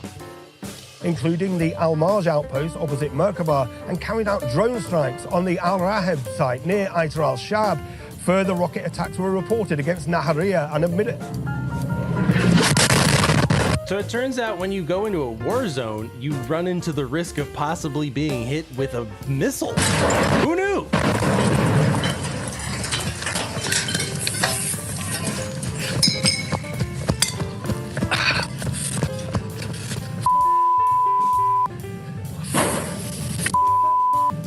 Man, that was close. This image, pulled from the footage, shows the missile moments before making impact. As RT's Lebanon Bureau If you go really slow, you can find the exact moment that he shit his pants. Chief Steve Sweeney and his cameraman Ali Reeder were crossing a bridge, so it's been zoomed in there. That's what, 10, 15 metres? They have received treatment for shrapnel injuries after leaving hospital. I know, terrible kill ratio. The reporter blamed Israel for what he described as a deliberate attack. We've been treated in hospital for our injuries. I had a shrapnel wound. Well, were you in a war zone? Be honest. Were you in a war zone when this happened? In my arm, deeply embedded in the muscle here. That's been taken out, and here it is in this pot here. Then you can't really complain if somebody targeted you if you were in a war zone then, huh? But what I do want to say is that this was a deliberate, targeted attack on journalists. There's no mistake about it. Because Russia would never lie about a thing. This was an Israeli precision strike. Israel says they were warned. The IDF released a statement claiming the region where the strike occurred was being used by Hezbollah to transport weapons and move terrorists. So part of the statement reads, prior to the strikes, warnings were published to ensure that civilians distance themselves from the crossings in order to reduce civilian harm. In footage released in the past few hours, a journalist is seen at the Kazmir crossing, that'd be it there. An explicit warning had been issued regarding this area. The crossing was struck after sufficient time had passed since the warnings. Oh, so you were told not to be there, and then you were still there. Man, it's almost like you should have been. It's almost like you got warned. You shouldn't have been there, huh? In Europe and Asia, like Japan, about the war before attacking Iran. So we are very confused. We Japanese citizens. One thing, you don't want to signal too much. You know, when we go in, we went in very hard, and we didn't tell anybody about it because we wanted surprise. Who knows better about surprise than Japan? Hey, who knows about surprises? Okay, More why than didn't you Japan. tell me about Pearl Harbor? Okay, right? He's asking me. Now you believe in surprise, I think much more so than us. And surprise! And we did. And because of that surprise, we knocked out, the first 2 days, we probably knocked out 50% of what we, and much more than we anticipated. I mean, who knows more about surprise than these sneaky Japanese?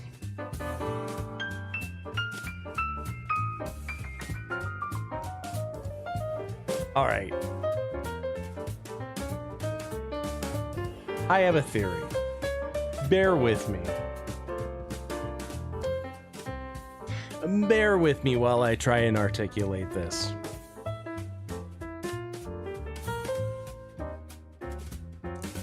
I think that it is possible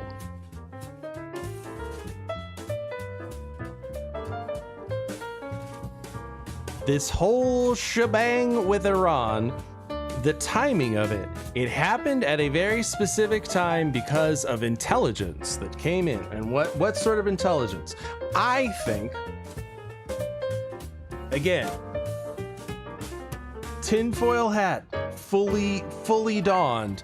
I think that these Ayatollahs have never been in Iran this entire time. I think they've been camping out, playing PlayStation with Bashar al-Assad.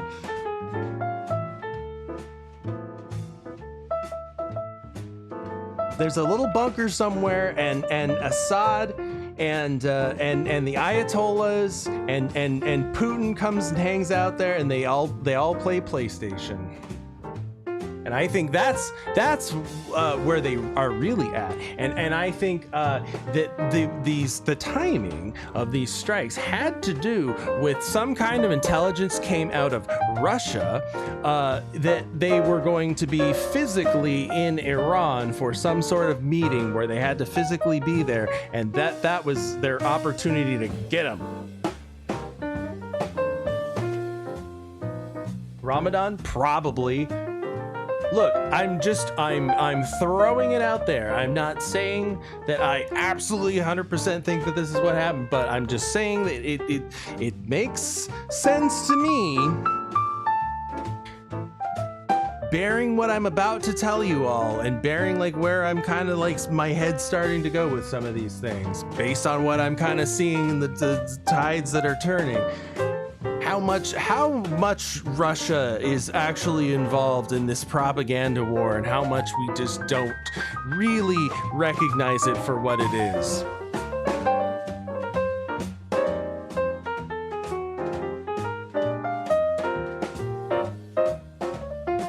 I think there are other things going on just besides, you know, the Israel-Iran narrative is a useful narrative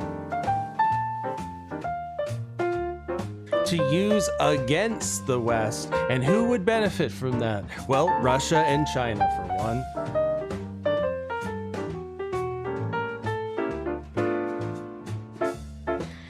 It's very easy to see the cultural manipulation on the left. We can see the cultural Marxism, but it's harder to differentiate when it's coming from your own team.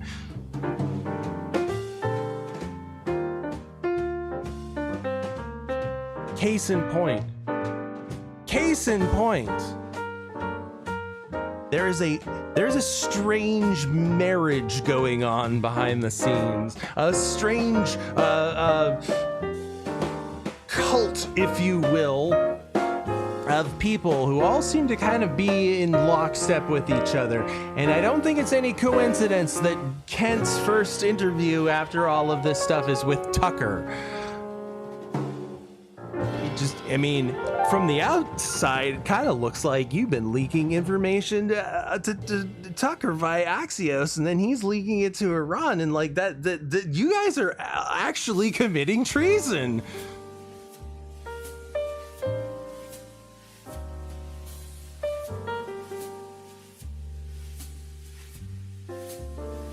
But it's so easy to hook people in the mouth like fish with Israel. Because that's what they've been programmed to hear. It's what they've been programmed to want to hear.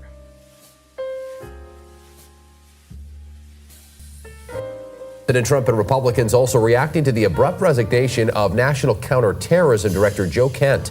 Kent, a MAGA Republican who failed twice to get elected to Congress in Southwest Washington's 3rd Congressional District. And he was all for all of this Middle East shit until just recently. It's like something changed. I wonder what.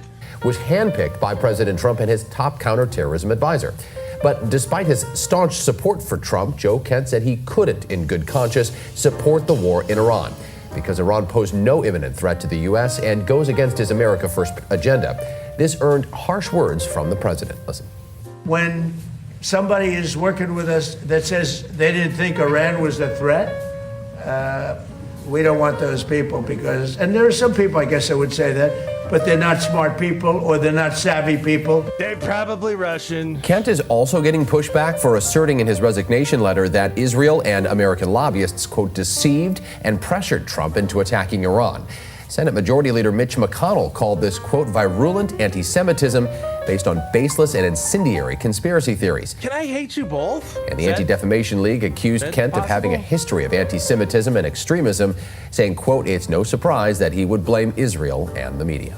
Trump knows how to pick them. Well, see, this is where I'm getting at. Like, this is a lot to unpack. That's why I'm struggling a little bit to articulate all of this, because this is all stuff that's been going on, that I've been seeing for the past, I don't know, 10 years, ever since Trump's first term, that like now makes a whole lot more sense to me. That I think there were two factions that sort of helped Trump get elected both times. Obviously Israel, but the other one being Russia. And they have different objectives. They have different goals, and they don't get along. And I think a lot of Trump's decision making makes a lot more sense when you kind of see it from that perspective, that he walks this little tightrope between Israel and Russia.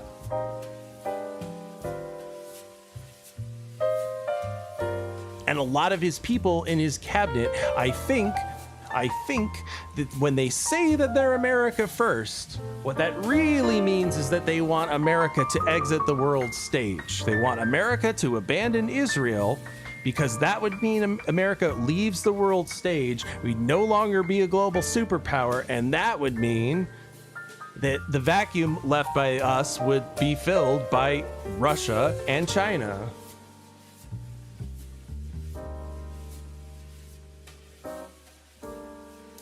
I think a lot of these people that are in his cabinet that say that they're America first, that are blaming Israel for all of our problems in the Middle East, and it's because they want us to be there. They want us to have a quagmire there, because if we're distracted from that, then China can amass their forces to go invade Taiwan. It's all a big chess game. It's why we have to go into Iran and make it really quick and get the fuck out of there, because if we stay too long, then China's going to invade Taiwan.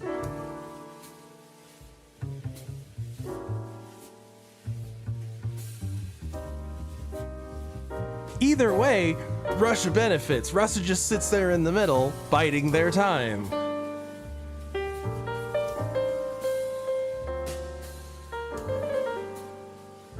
I don't trust these people. They're skunks. And the fact that Kent, the only person that he was subservient to, is Tulsi Gabbard, well, shit. How long have I been saying? If it looks like a skunk, it's probably a skunk.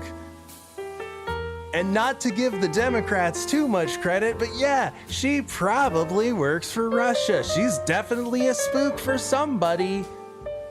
She's definitely a turncoat. She definitely started out in the DNC and then all of a sudden became a MAGA Republican. She's not to be trusted.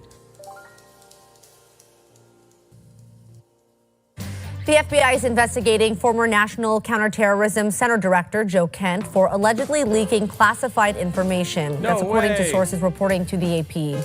Kent announced his resignation in an open letter on Tuesday, criticizing the decision to go to war with Iran, saying the country posed no imminent threat. Former White House official responded on X, accusing Kent of being at the center of a national security leak and undermining the president, but did not provide any evidence to support those claims. Well, because if you did, you would compromise the integrity of the investigation.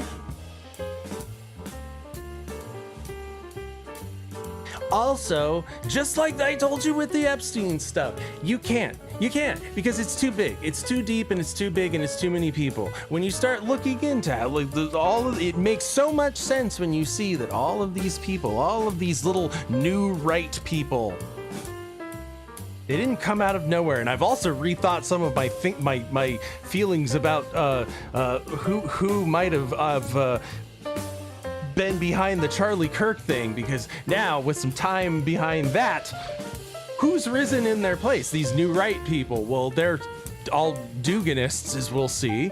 They're all Russia firsters.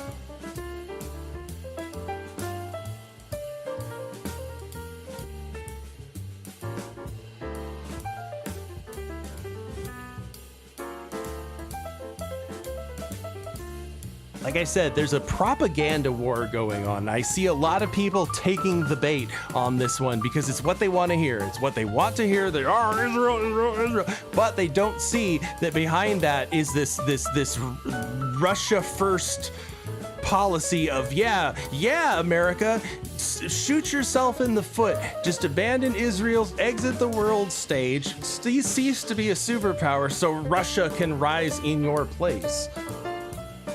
Like, how is that America first? And that's what all of these people, as we're about to see, believe. Not only that, it's a form of Gnosticism. I know. Why do I talk to you about all of these mystical, spiritual things? Because you have to have some cursory knowledge of that to understand that all of these things are spiritual on some level. All of these things have a mystical. All politics are mystical.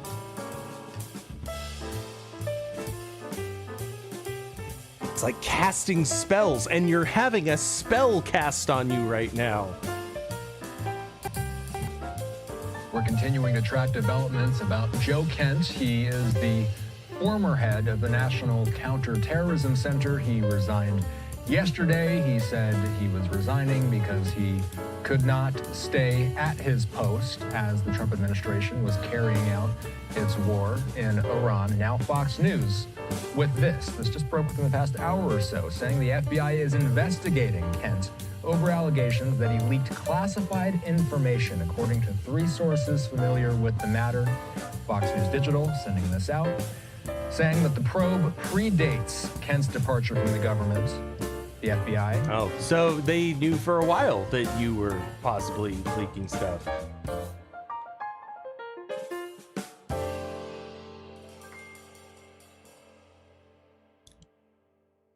Again, if it looks like a skunk,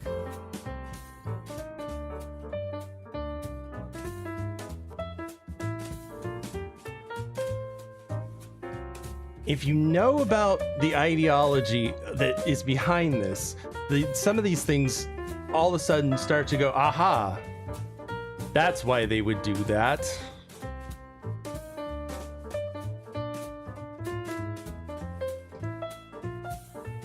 I think they're trying to purposely throw Trump under the bus on Iran right now. They're trying to rig the midterms against him.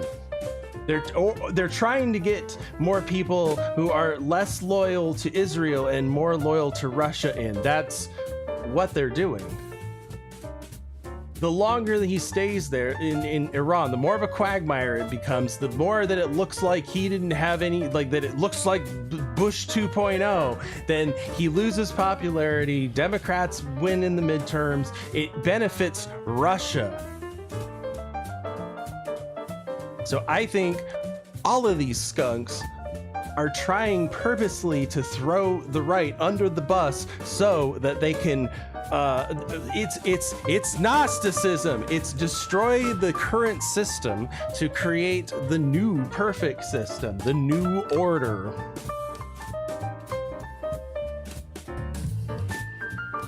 For the first time since President Trump went to war without congressional approval, his director of national intelligence testifying on Capitol Hill today, giving the latest assessment. The regime in Iran appears to be intact, but largely degraded. See, she's even trying to hide her skunk stripe. Due to attacks on its leadership. We know you're a skunk, lady. And military capabilities. The testimony just one day after a top counterintelligence official resigned over the war. Joe Kent claims Iran posed, quote, no imminent threat to our nation. Today, Gabbard dodging the question entirely. It is not the intelligence community's responsibility to determine what is and is not an imminent threat. You're evading a question because to provide a candid response to the committee would contradict a statement from the White House. In Iran today, Israel hitting these gas refineries. Video posted on social media shows smoke and flames filling the sky. In response, Iran warning the Saudis, Qatar, and the UAE to evacuate their energy facilities. Iranian cluster missiles fired at Israel, posing an extra challenge for Israel's air defenses. And in Lebanon, where Israel is taking on the Iranian-backed Hezbollah, Powerful Israeli strikes leveling an entire building in Beirut. Oh, was RT filming from that building? Were you filming in a war zone, RT?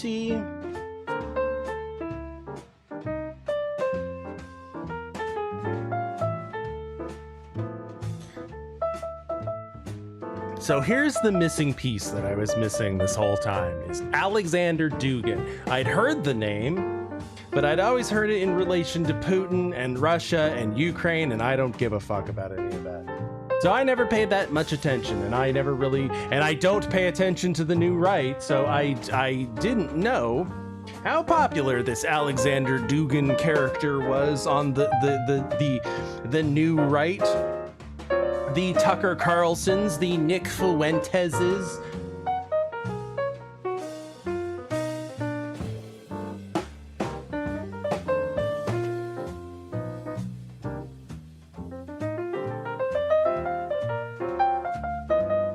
He's almost like a Rasputin of the right.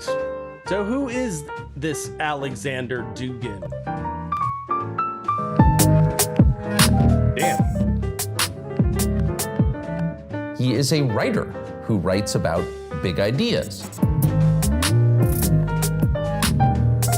In the 20th century, there were only 3 functional state ideologies: liberalism, communism, and fascism. Russia has gone through liberalism and communism, so there's only fascism left to implement. It's clearly something deep. Wow, that's clearly deep. The West is a geographical Satan.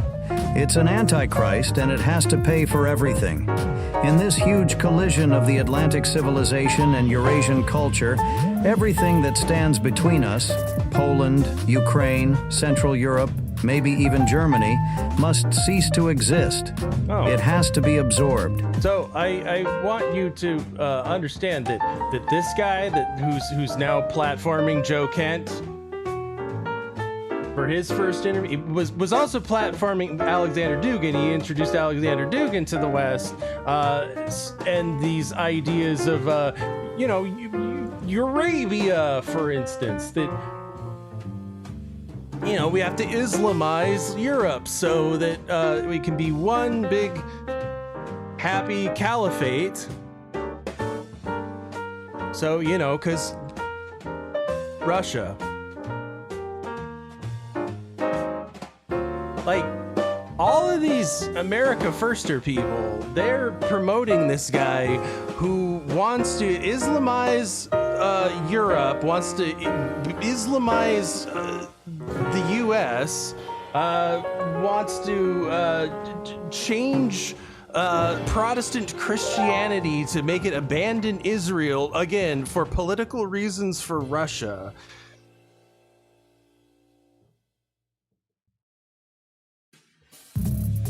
What you said was so interesting. Я думаю, убивать и убивать больше. Разговоров никаких не должно быть. Как профессор, я так считаю.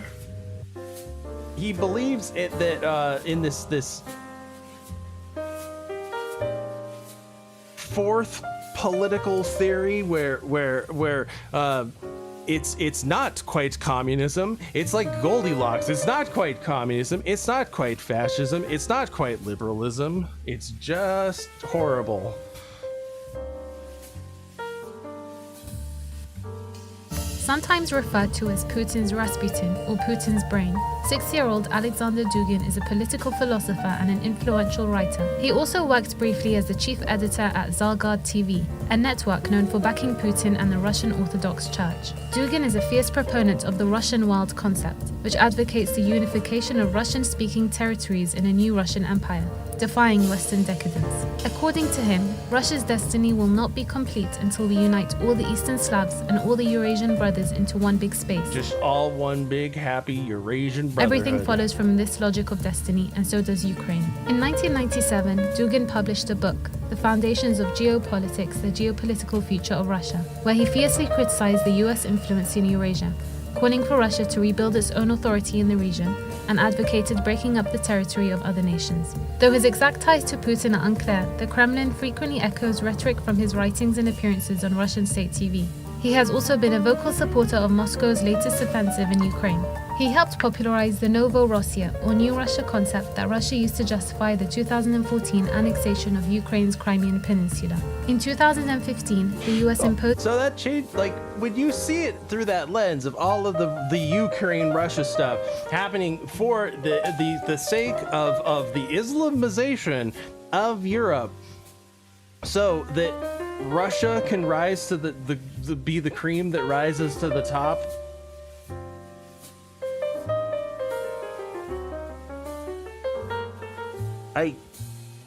It's just weird, right? That all of these new writers, these Tucker and Fuentes, that they're all like proponents of this guy. That's pretty weird, huh?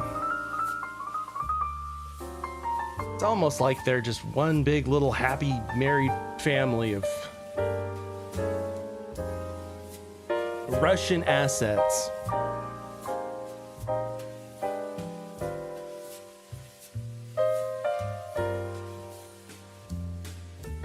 So why do I talk about Gnosticism and have you guys understand what that's about? Because understand that spiritual Gnosticism, religious Gnosticism, just became sociological Gnosticism. So if you understand the Gnostic system, that life is hell, that this creation is a prison that the evil Jew God keeps us trapped in, and that life is hell, it's suffering, that to live means to die, that we have to kill animals and make them suffer and eat of their flesh and blood, and we have to eat and poop and eat and poop, and life is just horrible and you have to go to work.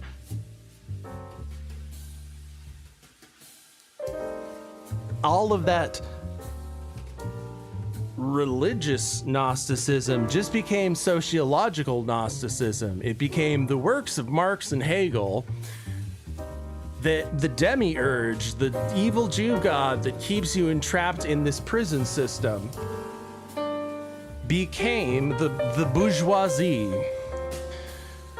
Now, no longer is it a religious authority who keeps you trapped. It's a sociological authority who keeps you trapped in a prison system that you cannot escape from. And like the Gnostics, that to know oneself and to know the truth, to know wisdom, Sophia, is to destroy the current system, to establish the new order.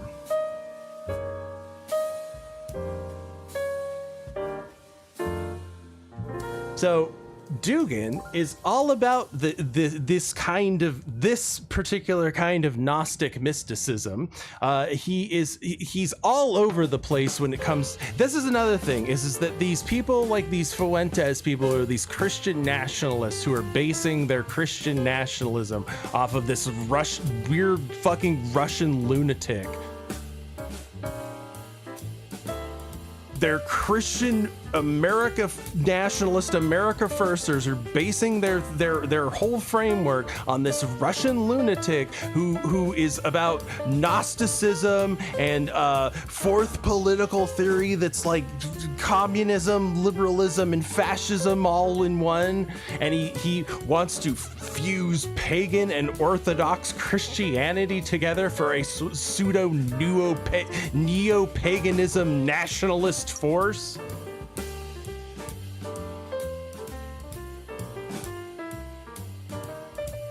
I'm going to read from this article that he wrote. It's called The Gnostic, and it'll tell you everything that these people are about.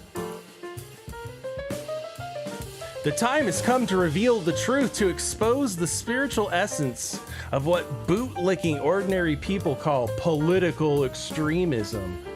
We have confused them enough by changing the labels of our political sympathies, the colors of our heroes, and by passing from fire to cold, from rightism to leftism and back again. All of this has been but an intellectual artillery barrage, a kind of ideological warm-up. We have frightened and tempted the extreme right and the extreme left, and now both and others have lost their way, strayed from the beaten tracks. This is amazing.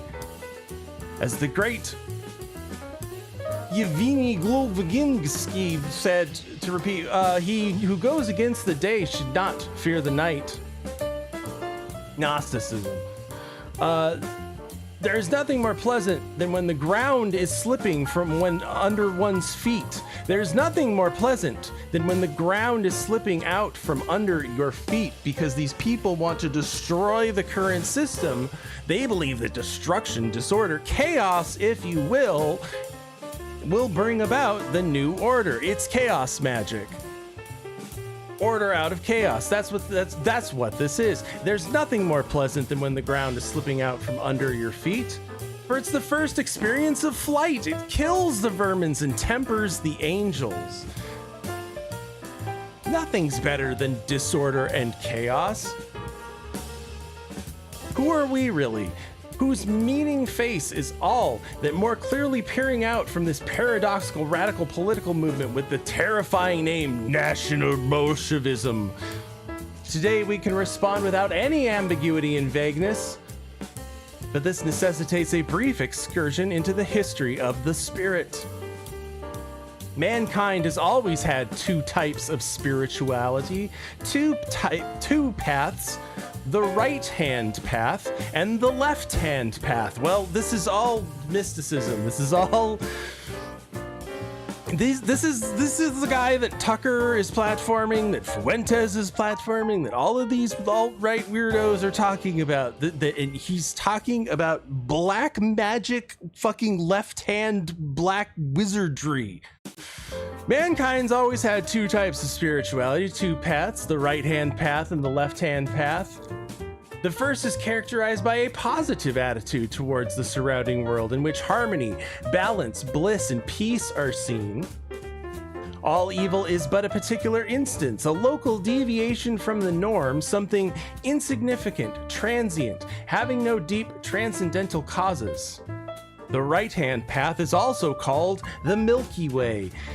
It does not subject man to any particular suffering. It protects him from radical experiences, leads him away from immersion in suffering and away from the nightmare of being. This is a false path, and it leads to slumber. It leads nowhere. The second path, the left-hand path, sees everything in reverse. The snake in the Garden of Eden's actually the good guy. Lucifer is actually the good guy. The left-hand path sees everything in reverse. There is no milky bliss, but black suffering. No silent calm, but the festering fiery drama of a split being. This is the path of wine. It's destructive, terrifying. Wrath and rage reign on it. In this path, all reality is perceived as hell, as an ontological exile, as torture, as a submersion of the heart into some kind of unthinkable catastrophe originating from the very heights of the cosmos. So, the very heights of the cosmos, Jew God, the demiurge, the evil Yaldabaoth who keeps us in this prison planet, man. Because life is hell, and the current system has to be overturned to create the new order. You know, if I was the devil,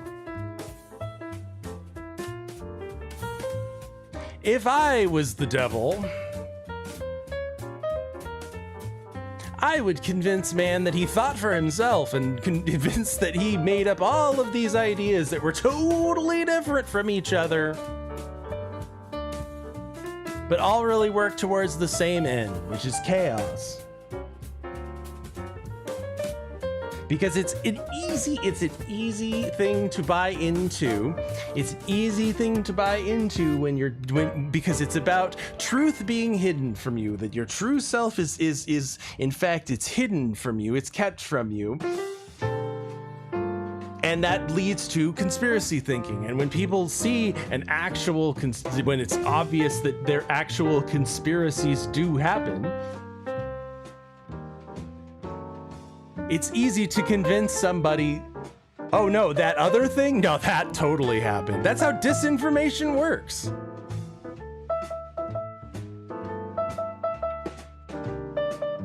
Some people I watch getting taken to the cleaners with conspiracy mind because they see one conspiracy. So if one thing's being hidden, then all of them must be true. Then all of the conspiracy, and that's totally not how disinformation intelligence ops work.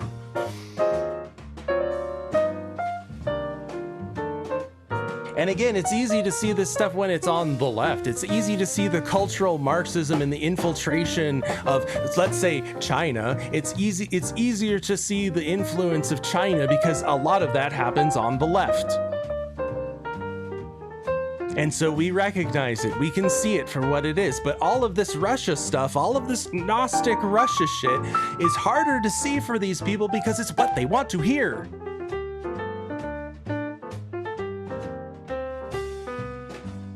It's the same. Replace. So if sociological Gnosticism is that we are in this prison system, the bourgeoisie are the demiurge at the top who are keeping us imprisoned, right? We'll just replace that with the Jews, and that's these people. It's Gnosticism.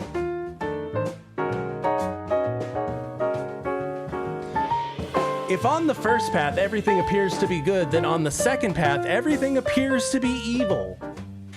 This path is monstrously difficult, but it's the only true one. Is the dark side stronger? No, quicker, easier, more seductive. Like, it's literally what this is.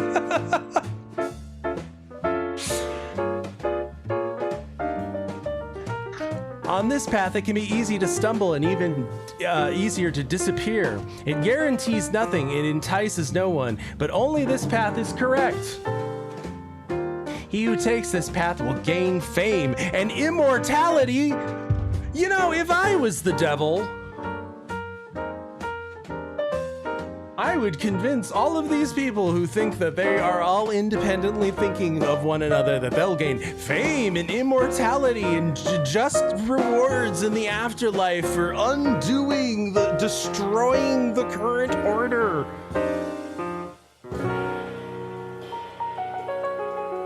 He who takes the left-hand path will gain fame and immortality and 72 virgins. He who survives will prevail and receive an award that is higher than being. This is all Gnosticism. Ye shall be gods in the afterlife. You know, if I was the devil, yeah, fame and immortality will sign me up. I'm convinced, right? Unbelievable. These Christian nationalists are following this Freako-Russian Gnostic satanic weirdo who's talking about literal chaos magic. He who goes down the left-hand path knows that it will end. The dungeon of matter. The dungeon of matter. You're locked in Gary Gygax's tomb of horrors, man. There's no way out, man, because there's a beholder on level 22, and he's got a +3 emerald sword of slaying. You're in a 6-foot by 6-foot room, and there's a 30-foot dragon. Don't ask how it works, man. I'm Gary Gygax. Man, that's some good cocaine. You're trapped in a dungeon and there's an evil demiurge who's keeping your soul in a soul-sucking system, and it's sucking your soul.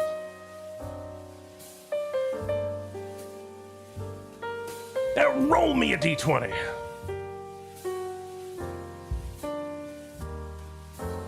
The dungeon of matter. The dungeon of matter will collapse and will be transformed into a heavenly city. So, I've talked about this. order, chaos, that order, it's an active thing. It has to be perpetuated. The warrior has to slay the dragon and cast him down into the abyss to keep the cycle of order and rebirth going. But chaos, the dragon, sits down at the bottom of the ocean, down at the bottom of the roots of the world tree, always gnawing, always trying to undo order. These people want to destroy the world. They don't want to just destroy the world. They want to destroy the idea of life itself.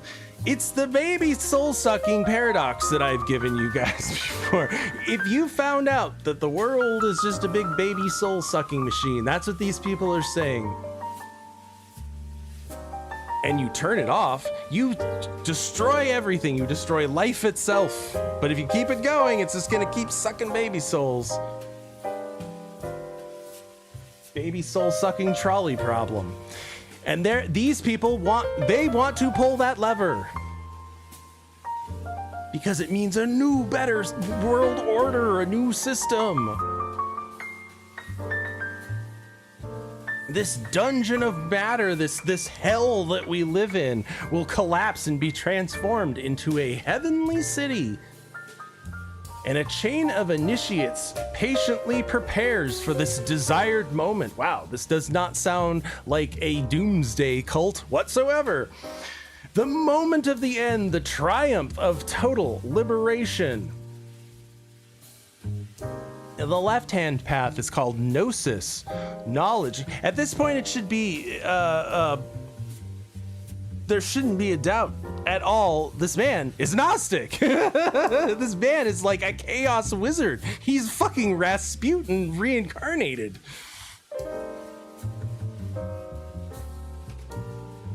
The left-hand path is called Gnosis, knowledge. It's just as bitter as knowledge, and it generates sorrow and cold tragedy.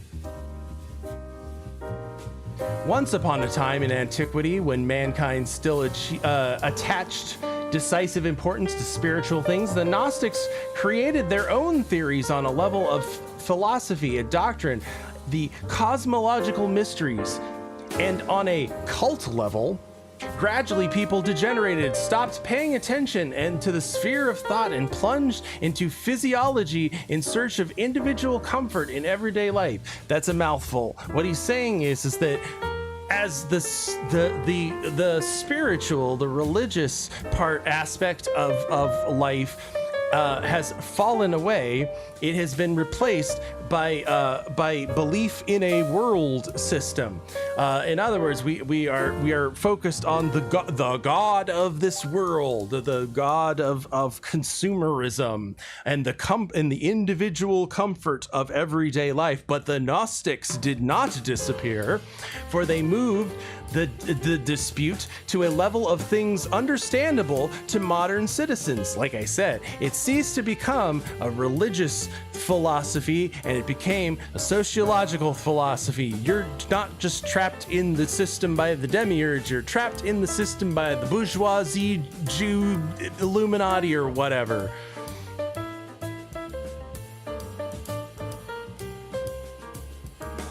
You've got to destroy that system and establish a new one.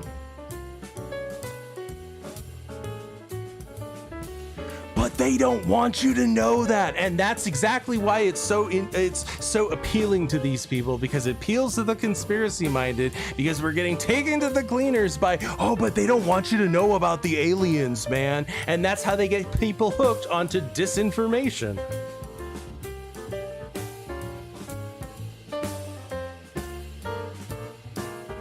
So the Gnostics did not disappear, they just moved the dispute to a level of understandable to the modern citizens. They became Marx and Hegel.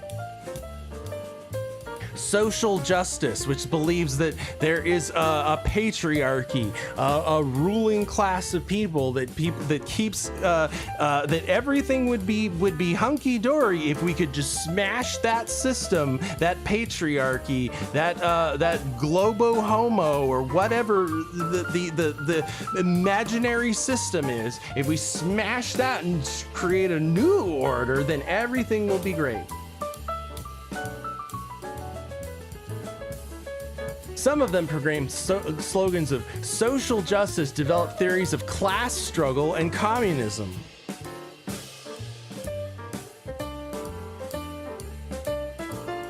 It's all just Gnosticism, and it's Luciferianism. It's actually the devil was the good guy, man. Prometheus was just doing a solid to man.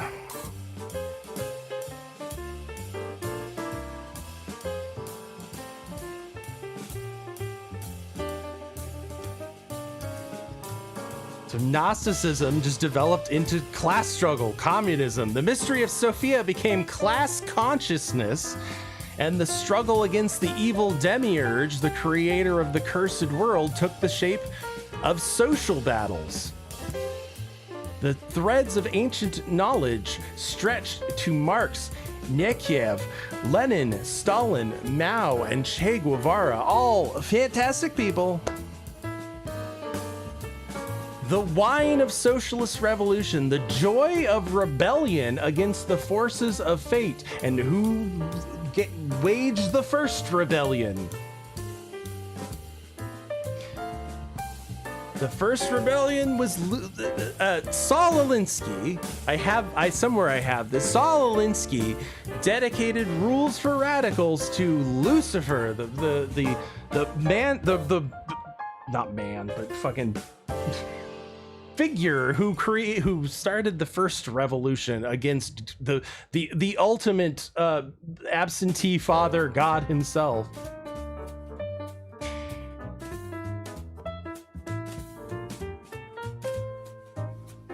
And he was Hillary Clinton's mentor. See, it's like poetry, it rhymes.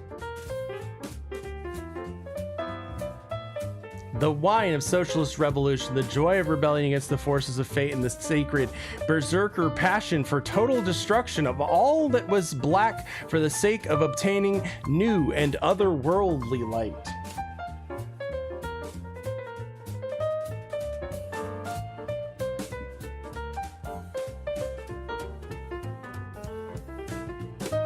You are literally talking about some dark Sith magic. Give in to your anger and your passion for total destruction. Look into the black abyss to obtain a new otherworldly light. But the Gnostic does not abandon his cause. Not now, not tomorrow, not ever.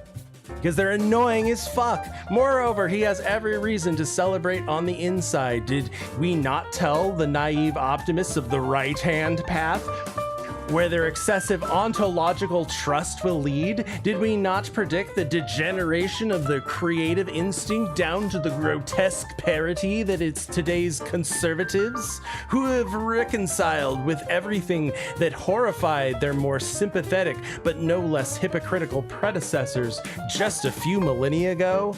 They didn't listen to us. Now look at them, blame themselves, and read New Age booklets for marketing handbooks. We have forgiven no one. We have forgotten nothing. We have not been deceived by the changes in the social decorations and the political wannabe actors. We have a very long memory. We have very long hands. We have a very severe tradition. The labyrinths of being, the spirals of thought, the whirlpools of anger. Alexander, come to dinner! Not now, Mom, I'm writing my emo poetry! Where was I? Oh yes, the labyrinths of being, the spirals of thoughts, the whirlpools of anger. Why won't she call me back?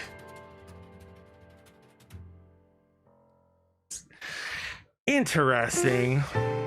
This guy, this Alexander Dugan, this black magic left-hand path wizard Alexander Dugan, who's a favorite of Tucker Carlson and Nick Fuentes. I Dashing Rogue says, what are your thoughts on Alexander Dugin and the whole Nazbol idea? I think Alexander Dugin is to Zionists. So it's sort of like a three-way analogy. Alexander Dugin is to Russia, is to the dissident right, as maybe Ben Shapiro or Bill Kristol is to Israel, is to the mainstream conservative right. I think there's some good stuff in there. I think he makes some good critiques of the current world order and about politics in general. But ultimately, I think he's like a Russian asset. I mean, ultimately, I think he is. Oh, you think you look so? at some of his dealings with like the Turks and with Putin, and I don't think this is somebody who you can ignore these associations. And people have made the defense. Yeah, but there's a lot of good stuff in there. It's like, imagine if that was Marx. You know, Marx is... Like, I read a lot of Marx. There's a lot of good stuff in there. Like, he's a little, like, cuckoo in the cabeza, but, like, there's a lot of good, you know, things to be had in communism.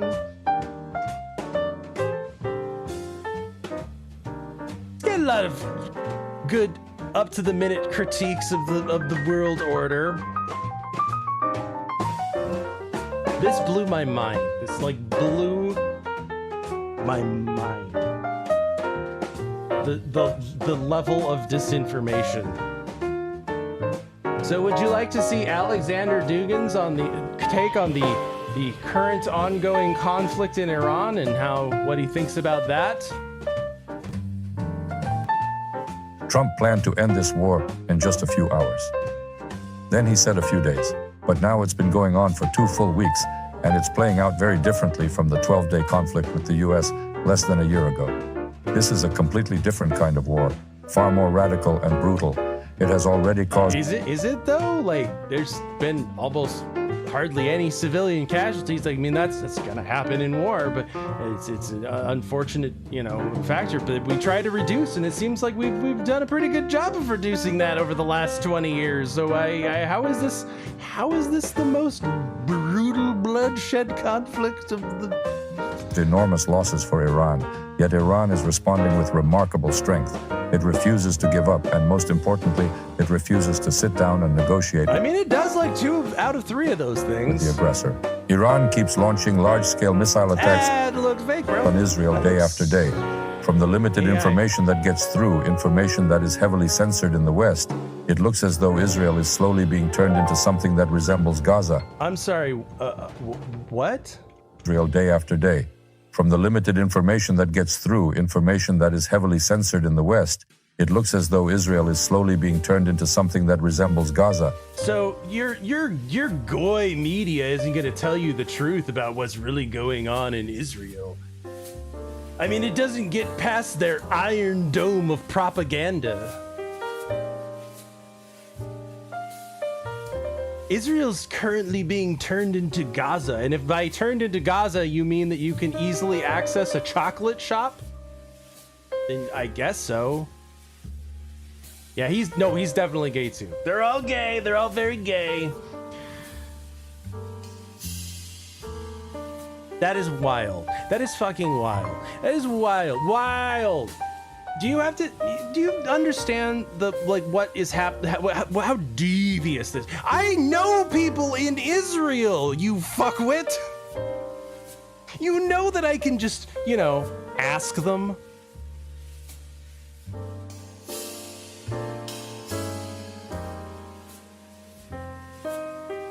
So you have to have a series of beliefs in place already to believe that Israel's currently being leveled by Iranian missiles, but they don't want the fucking goy to know about it.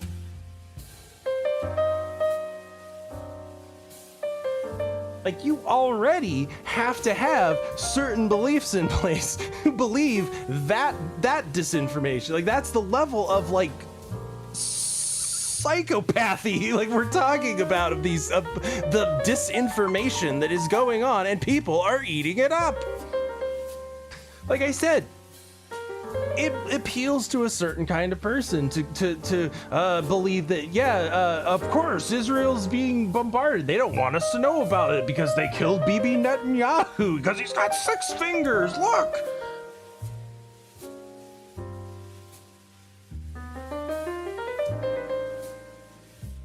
That is fucking crazy. That's crazy talk.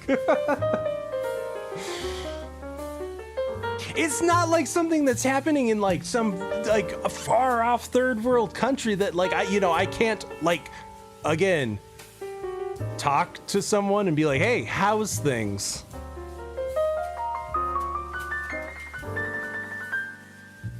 No, they're all lying, Spirit. They're all swore a Jew blood oath. They're gonna lie to literally everybody.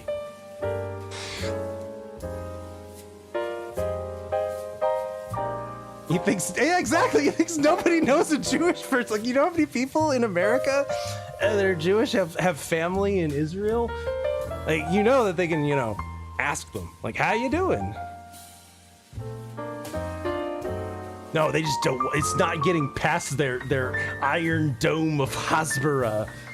They don't want people in the West to find out that they're secretly losing this war. Like, Iranian missiles are breaking through the Iron Dome and reaching their targets. It's clear Iran has chosen a very smart and effective strategy. It closed the Strait of Hormuz. It has struck key economic and information centers across several Arab countries. It hit American embassy buildings, intelligence facilities, and critical energy sites. Right now, we can see obvious signs of panic. You're the cartoon dog, like in the burning building, going, "This is fine." Inside the White House, Trump keeps changing his story several times a day. The whole plan started with one basic assumption: that Iran would quickly come to the table on American terms. And that's why I think that the Russians are trying to undermine him. That's why I think these Tulsi Gabbards and these Joe Kents and these Tucker Carlsons and these Nick Fuenteses and these America Firsters who are actually Russia Firsters, I think they're trying to undermine him. I think they're doing this on purpose to spin this the exact narrative of, oh, look at this guy. He said he was gonna get in and like out in 3 weeks, and now how long's it been? Every day that goes by, you lose more votes to the Democrats. Womp womp. They're hoping they can get rid of some of the Republicans who are more sympathetic to Israel, less sympathetic to Russia, and get vice versa.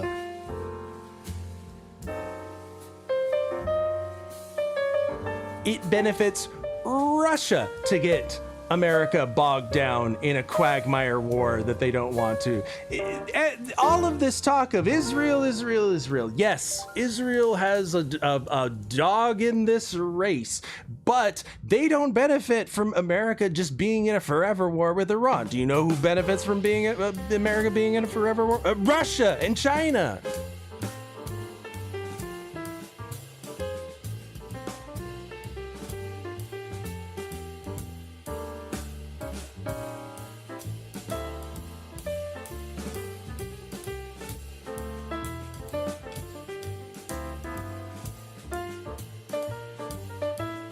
I'm reading Chuck Norris's comments about, you think Israel pays their soldiers? It's technically true, but mathematically, they pay them as little as they can get away with.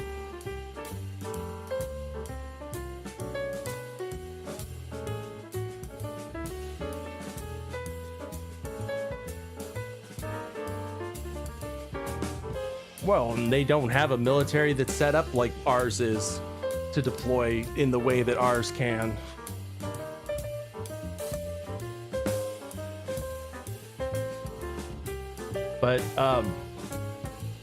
But getting Trump back to Trump, getting the Trump bogged down in a war that just keeps going on, that's going to benefit Russia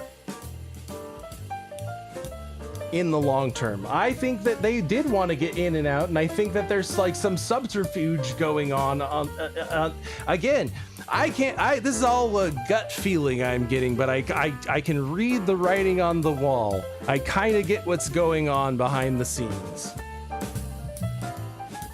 Admit defeat and accept whatever the U.S. demanded. Today, the Islamic Revolutionary Guard Corps is basically in charge of the war effort. In my opinion, Iran is going to hold out until the very end. And if Iran really does stand firm to the end, nobody truly knows what the end will look like in this situation. Will Israel manage to survive another few months, or could it simply stop existing as a functioning state in the near future? We have already watched Israel reduce Gaza to complete ruins. In theory, it is entirely possible to do the same thing to Israel, especially now that more and more... Why are you doing that weird thing with... You're casting spells right now. You're doing transmutations with your hands right now. In theory, it is entirely possible to do the same thing to Israel, especially now... Is it, though? Now that more and more countries are being pulled into this conflict, either directly or indirectly, it's quite possible that in the next few days, Trump will step forward and announce, "I have won. America has delivered a crushing blow. Iran no longer exists. I wash my hands of this." And then everything will simply carry on as before. More bombings of Israel, more explosions at new military bases. In this kind of hallucinatory reality, someone can declare victory while Europe is left to clean up the mess. Yeah, what a hallucinatory world we live in, huh? Trump.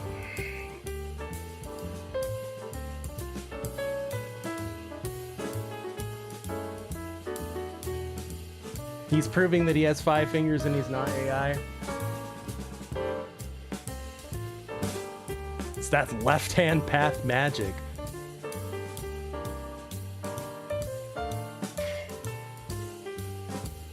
Remember when I was saying when the Epstein files came out, I said, sure, but I see how someone could spin this to undermine the West. I see like this other side of this where, why do the Democrats want this so bad? Why do they want, obviously they want to pin Trump as the scapegoat, but why else could the Democrats actually want all of these Epstein files to leak?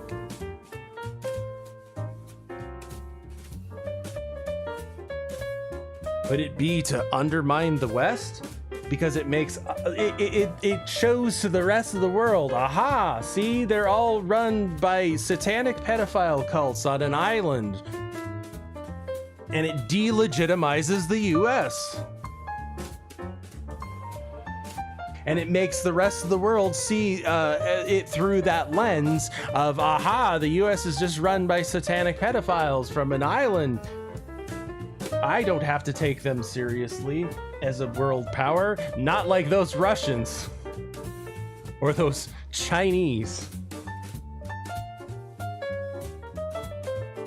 What mess has Europe ever cleared up?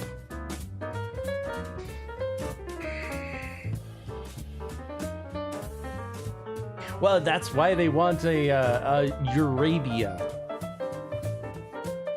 It all makes sense when you think about it that way, because how long have I also been saying, I feel like there's this weird push to Islamize Christianity and Gnosticize it. And it all makes sense when you think about it that way, that they want to...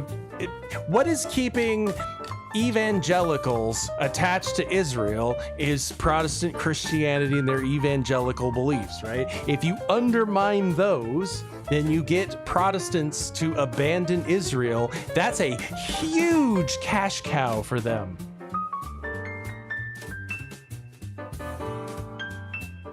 A huge amount of money comes from these evangelical organizations. So if you undermine that, you undermine Israel. And if you undermine Israel, then you undermine America's place in the world. And if you do that, then America leaves the world stage, and then Russia and China take its place.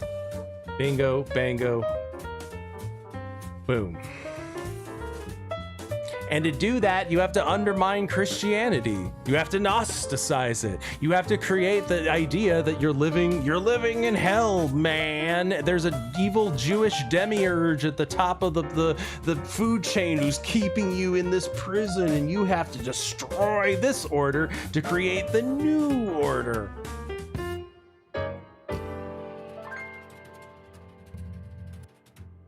Because of the Epstein lists, the West is collapsing right before our eyes. All the conspiracy theories have not merely been confirmed, they have far surpassed every previous version imaginable.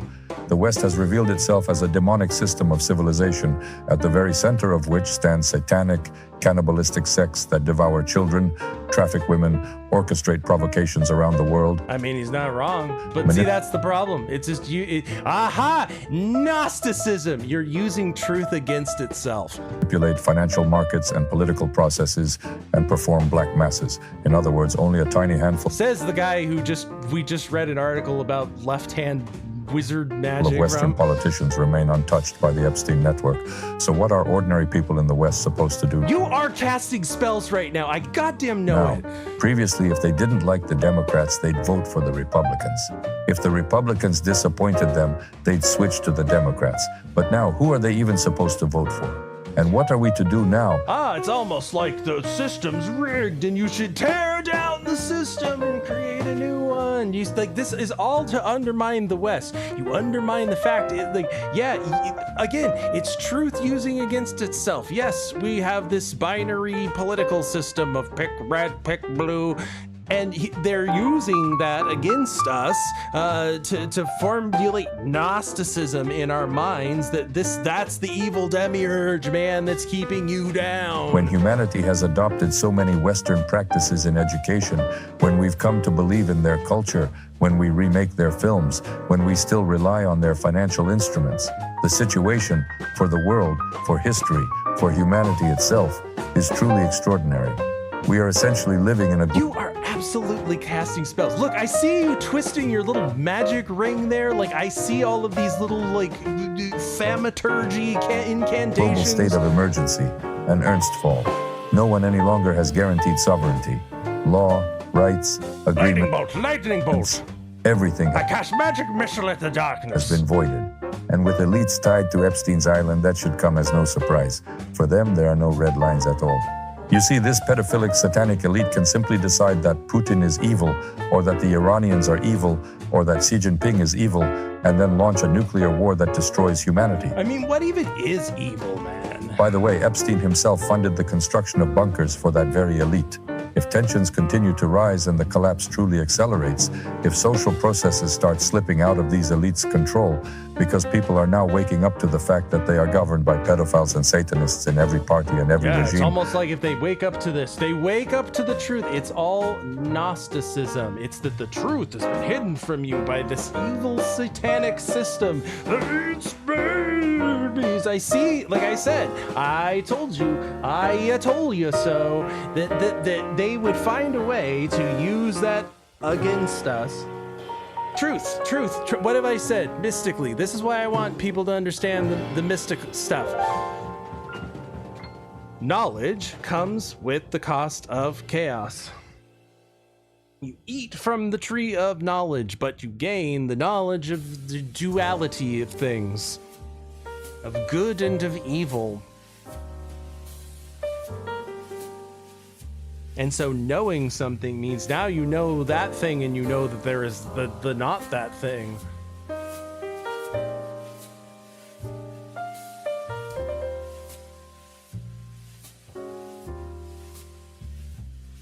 It's all evil. Everything's evil. You have to eat and poop, and pooping is evil. Life is hell.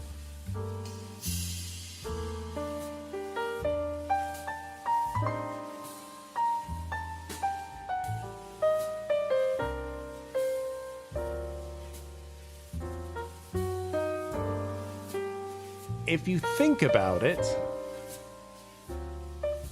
woke. We say woke. What? Something's woke all the time. Well, what does that mean? It kind of means Gnostic, doesn't it? It kind of means that you're Gnostic. It kind of means that you're woke, you're awakened. You're Neo in the Matrix. You woke up and you took the red pill and you realized that you're living in a prison planet that's run by the evil demiurge, man. You're woke. You're woke to the system being a scam. It's all a big scam run by pedophile, satanic, elite demiurges at the top, man.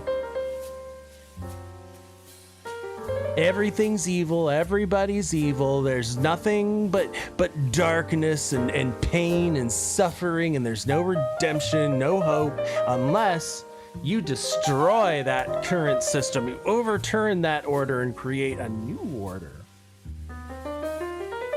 Because, you know, overthrowing governments and systems in the past has always worked out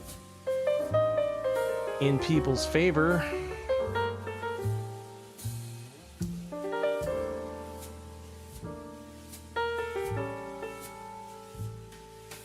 it really is a magic spell. It really is a magic spell that people like Dugin are casting on us. Again, it's showing you the uncomfortable truth. Look how much influence these Israelis have. Look at these people who are up at the top. They're eating babies. It's showing you something that already, it's showing you the uncomfortable truth and reality. Because you're not prepared for it. That's the whole magical part of it, right? So now you've accepted the Gnosticism and we've got to destroy this system and create a new one, man.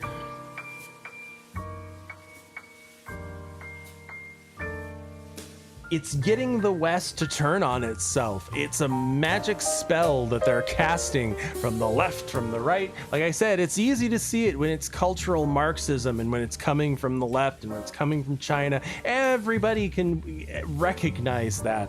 But all of this stuff, it seems like it's a lot harder for people to grasp and recognize because, again, it's what they want to hear. I hate the woke right. I hate that term, but that's what it is. Woke in the sense of Gnostic. It's the Gnostic right.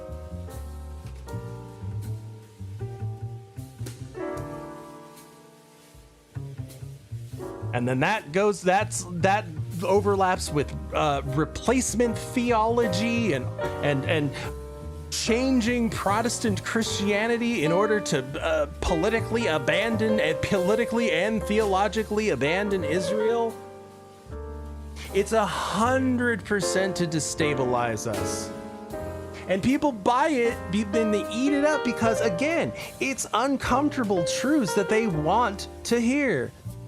And so they want to hear that everything's awful, everything's terrible, there's no way out unless you just destroy the system. It's the conspiracy brain. Well, they're trying to hide it from me, so it must be true.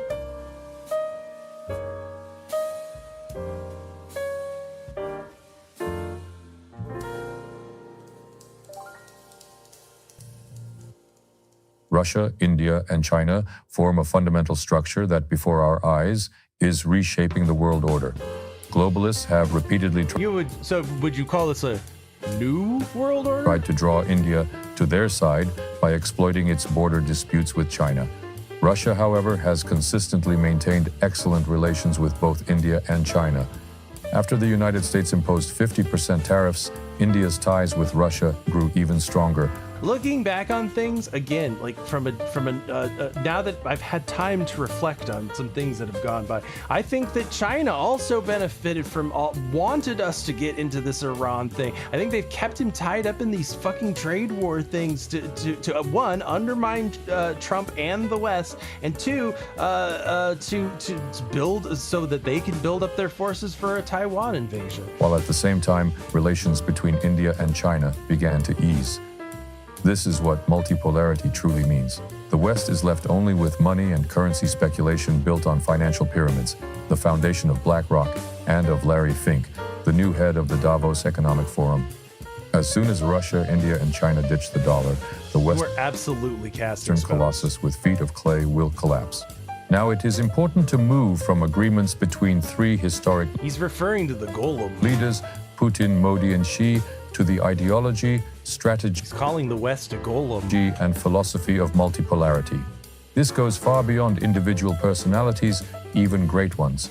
Multipolarity, civilizational sovereignty, and the rejection of Would you call multipolarity taking it both ways? The supposed universality of the West, or Westernology, must become the backbone of politics, industry, the economy, education, geopolitics, and the financial systems of these three countries, on whose alliance the New World Order will now be built. But he said the thing, guys. He said the thing. He said the thing. Come on.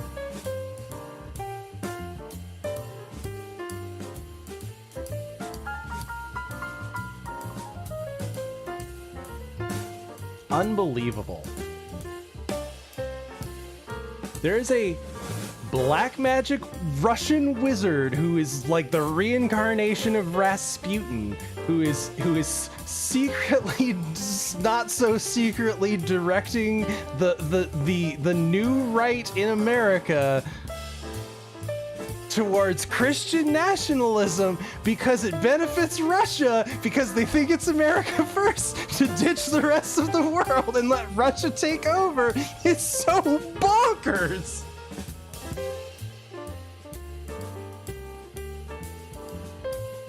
But it makes total sense. It makes total perfect sense. And when you consider, like I said, that I think some of these Russian people got him into office in the first place, and he feels beholden to them in the Russian mafia,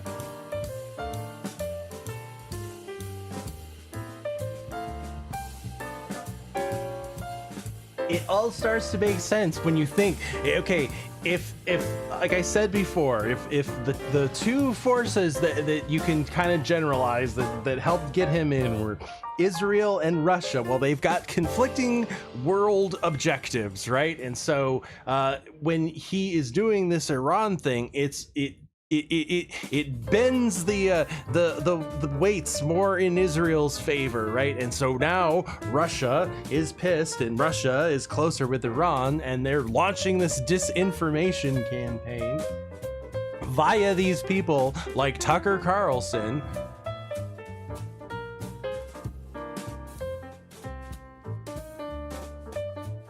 Wild stuff. But if I'm not going to sell you on Russian Gnosticism and the infiltration of the West by Russian agents,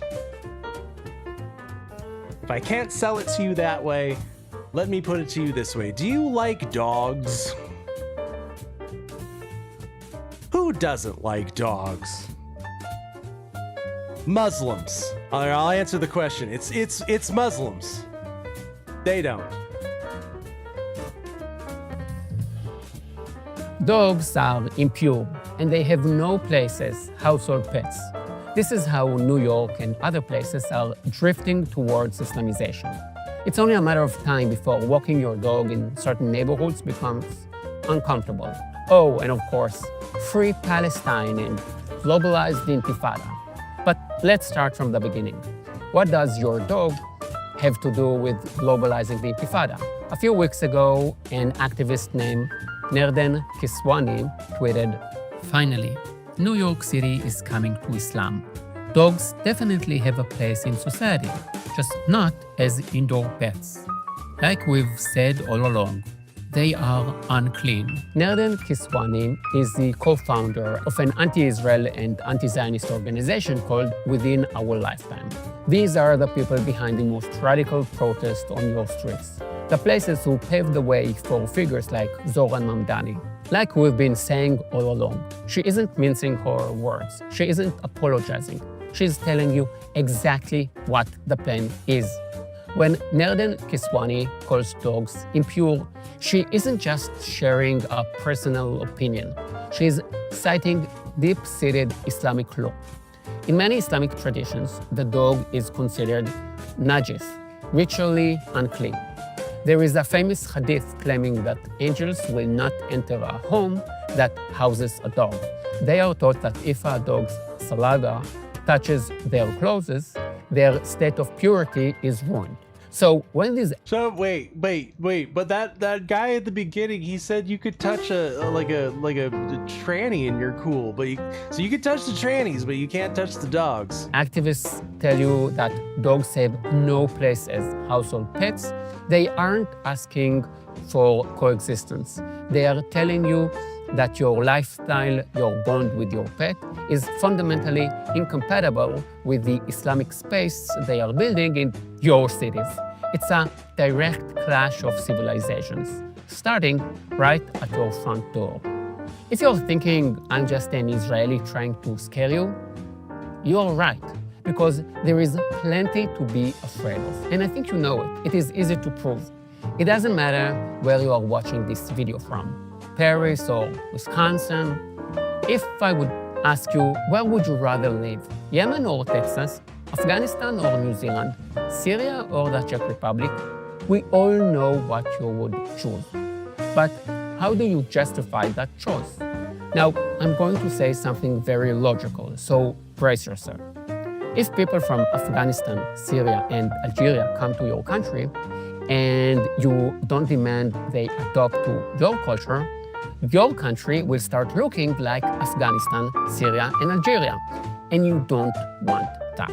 The big question is, when will you finally I don't know, Alexander Dugin does. realize that Islam is an ideology And Tucker Carlson and Nick Fuentes and all these guys seem to love Alexander Dugin, so... that isn't looking to integrate, but to dominate and replace. It is no coincidence that an anti-Israel Islamist will eventually end up restricting your life in the name of religious sensitivity. It's why they want to Islamize Christianity. It's why they want to politically and theologically get Christians to abandon Israel and the Jews and to abandon the Old Testament. Look, this is kind of a deep theological conversation, but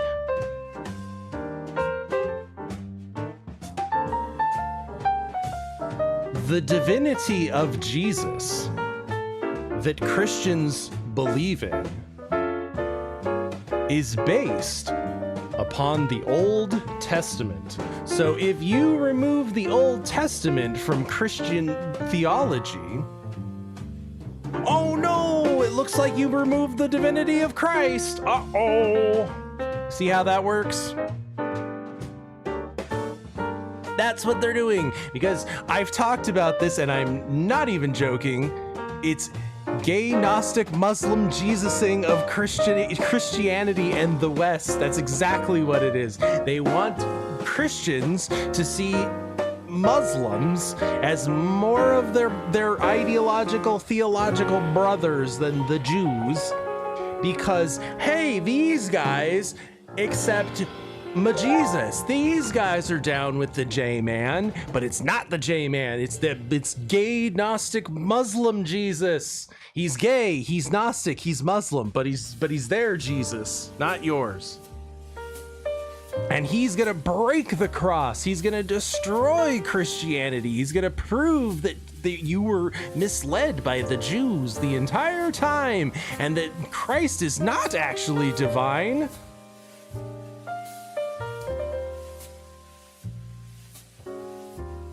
It's a total undermining of all of Western Protestant Christianity, and they're doing it to themselves.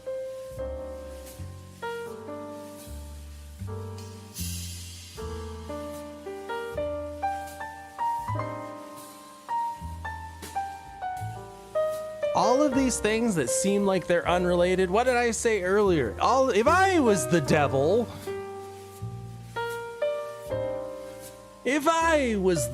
and I wanted to destroy the world, I would have people do it themselves. I would have them invite me into their house.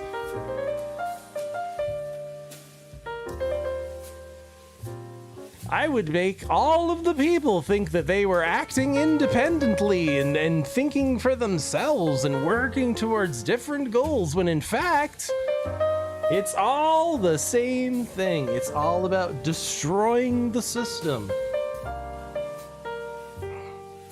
Who's gonna do it? Gay, Gnostic, Muslim Jesus. He's gonna break the cross. He's gonna destroy Judaism and Christianity. There will be no more division between Muslims and the infidels, because all of the infidels will be slaughtered. All of the pigs will be, that's what it says. All of the pigs will be slaughtered when gay, Gnostic, Muslim Jesus comes to town. Cool.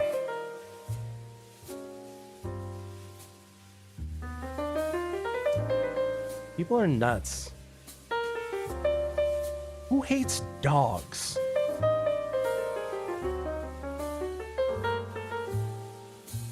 You can touch the tranny, but you cannot touch the dog. You will not get into gay Muslim heaven if you touch a dog. But the tranny, Allah is fine with.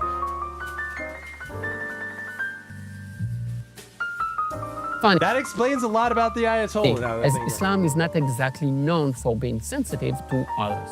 Israel is the canary in the coal mine. Between the attacks on Israel and the restrictions on your dog, there is a straight line. I don't know. I've been told that Israel is like level, flat as a pancake right now. I don't even know how you're talking to us. With several stops, and they all paint a very clear picture. Israel sits like a bone in the throat of the Muslim world for two main reasons. And if you're thinking the Palestinians are one of them, you are watching way too much mainstream media. The first reason is that Islam strives to expand and make the whole world Muslim. Huh, like this Eurabia thing that Alexander Dugin wants. This is the most basic overview in Islam. Muhammad speaks of the need to kill the infidels. You know, if I was the devil... And the world is divided into Dar el-Islam, the lands of Islam. It's pretty weird. It's pretty weird that the Islamic Caliphate wants the same thing that this Gnostic left-hand black magic weirdo wizard fucking Rasputin guy wants. That's pretty weird, huh? And Dar el-Harb, the lands of war. For centuries, colonialist Islam destroyed numerous cultures in Asia and the Middle East. Morocco was Berber before Islam. Egypt was Coptic. Libya was Amazigh. Iran was Persian and Zoroastrians. Iraq was Assyrian and Babylonian. And Lebanon was Maronite. Among all these ancient cultures that were forcibly Islamized and mostly wiped out, there is one tiny place that refuses to submit. And that place is Israel. And it is more than that. It's a people, the Jews, whom Islam came to replace. Yet these people refuse to be replaced. They sit right in the middle and they thrive. And that's exactly why they want you to politically and theologically abandon them, because they're what's standing in the way of Eurabia. And here is a crazy fact. In all of the Muslim countries, from Morocco in the west to Iran in the east, from Yemen in the south to Turkey in the north, there is not even one minority that is thriving. Almost all of them are disappearing. The only country in the Wait, but leftists love minorities and they love Muslims. Like, how does that work? Area where the number of Christian citizens has grown. Oh, except for those minorities. And Tucker Carlson will never say it, is Israel, where the Christian community grew fivefold. How can I talk about Islam and not the Palestinians? I've talked about it in a lot of previous videos. Go watch them. But here are two quick examples. The three leaders of the Arabs in Palestine in 1948 never spoke of a Palestinian state or a Palestinian people. They spoke of only one solution, the destruction of the Jews. By the way, all three were in Nazi Germany in the early 40s, actively participating in Nazi propaganda for Arab countries.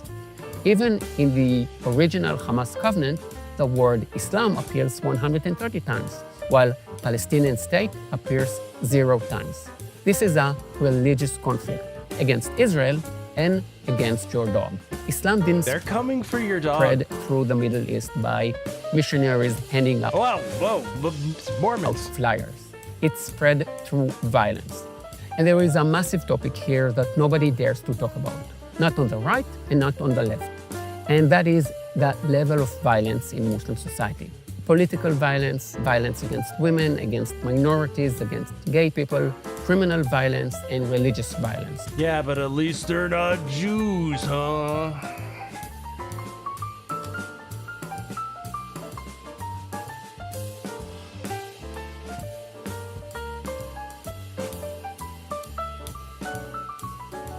You know, if I was the devil, I would convince everybody that all of these things were coming from different places when all works towards the same goals. They're coming for your dog.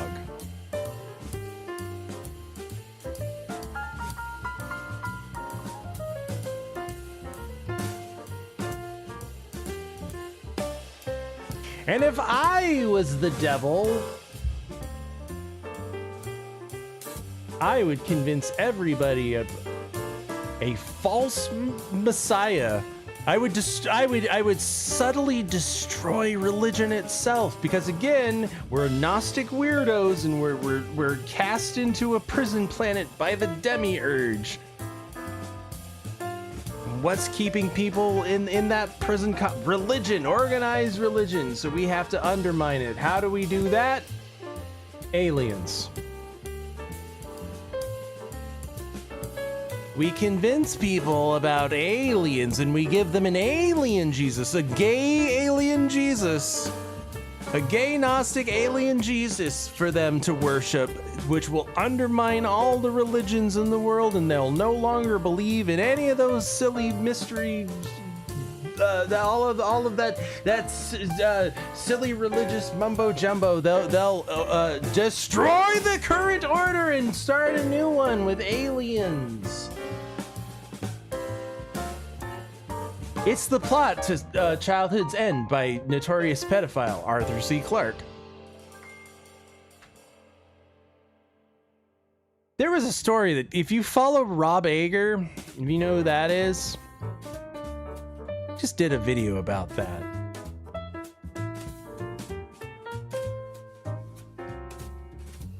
About how, well, it's well-known information that Arthur C. Clarke went to Sri Lanka to marry his underage love boy in a country that's notorious for underage prostitution.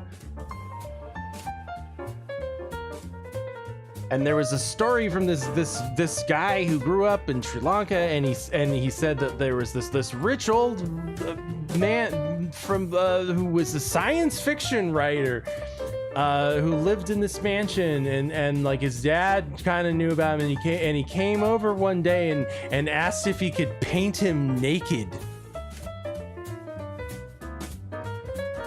Boy, I wonder how many science fiction writers were living in Sri Lanka at the time.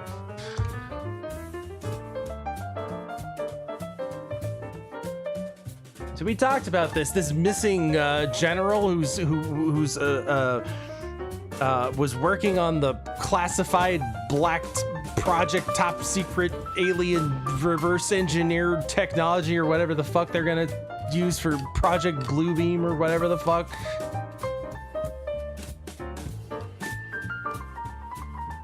The mystery deepens. So not only did that guy disappear, but one of his colleagues also went missing some time ago under mysterious circumstances. Huh.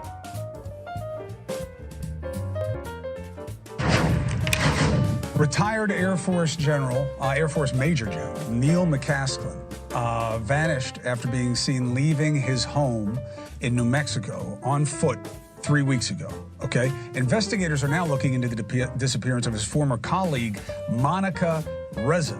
Is there a connection? Let's bring in former FBI Special Agent in charge of the FBI's Tucson office, Mr. Andrew Black. Good to see you again, sir. What's your take? Hi, Chris. Enemy of Andrew White. Yeah, this connection is so compelling that you can't ignore it, right? The investigators can't ignore it.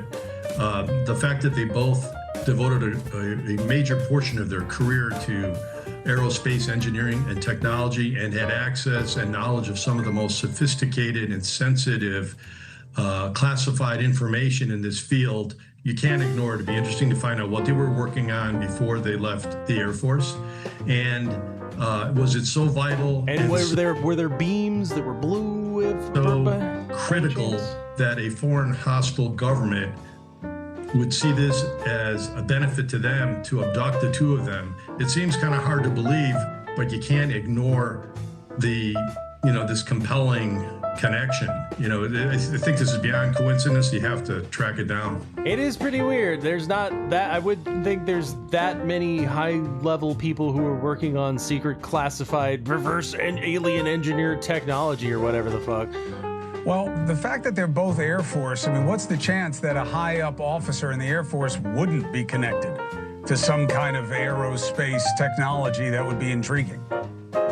Yeah, she worked on a project involving metal alloy for weapon systems, and that program was Like, are we talking like a T-1000 sort of thing? Directly under the chain of command of General McCaslin, so there's that connection. You can't ignore it. They may be coincidence. It's quite a coincidence that two individuals would disappear under such unusual circumstances, almost, in broad daylight. Right, but she was long before him, no, in terms of going missing, right? Yeah, she's been missing for almost 9 months now, and she was with a companion who lost sight of her for just a minute or less, and he turned back, and she had disappeared.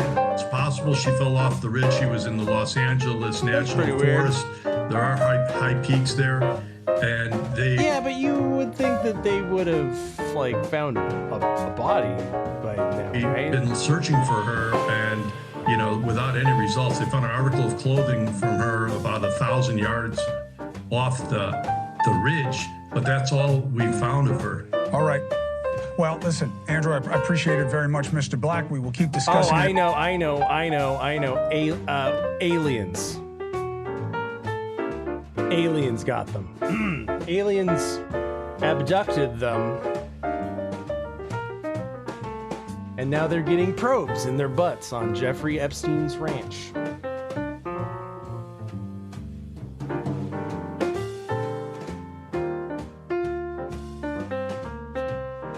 Look, guys, these Russian assets are out of hand. I warned you. I tried to warn you.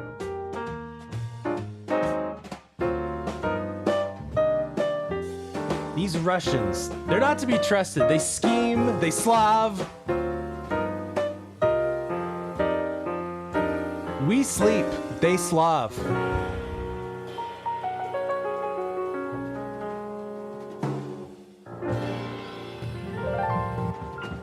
There is a difference between clipping and ripping.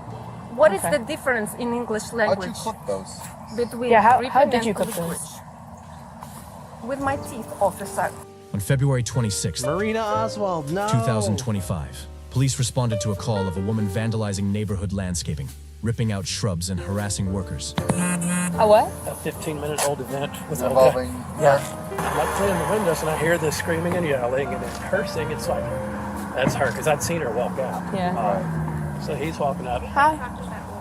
Yeah. She's ripping out plants and stuff and all of the Kalusha. Is she still there or?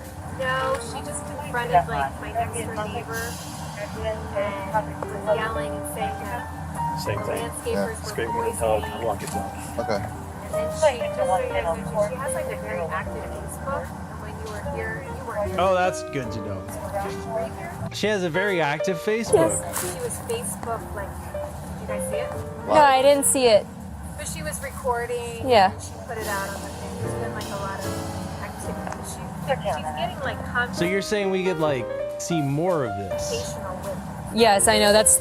And I talked to Glass about this today. I was like, she's gonna hurt someone. Okay. So she's over there still? Like how long ago? She's still walking over there?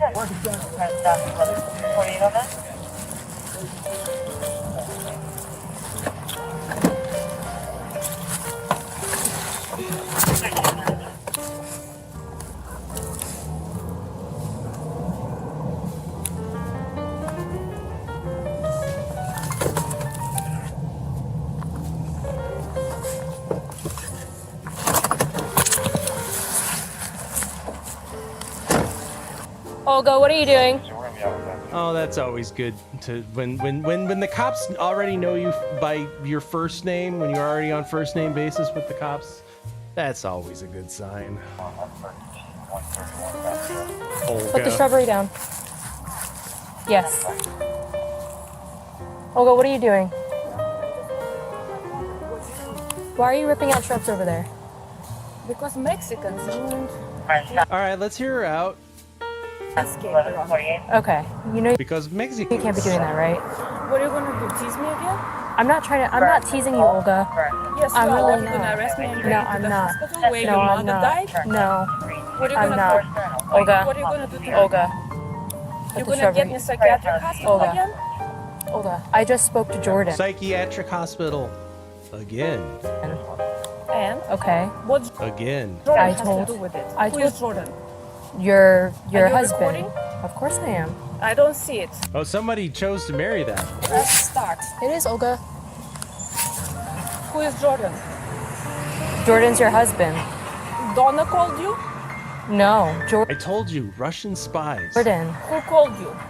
The HOA Who saw you called- ripping out shrubs. I'm not ripping, I'm clipping. This She's not ripping, she's is the clipping. difference. What's Okay. your name? Officer What Barker. is your name? Officer Barker. Barker. There is a difference between ripping and clipping. Do you know what is the difference between ripping and clipping? Why are you taking those off? Why are you clipping those? Do you know Olga, why are you clipping Officer those? Kalanaha? Callahan.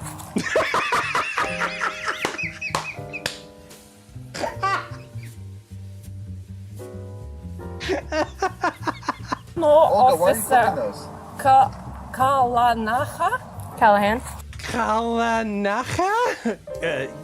Callahan. This is Callahan, yes. Officer Callahan. So, what is your name? Are you wearing somebody else's uniform?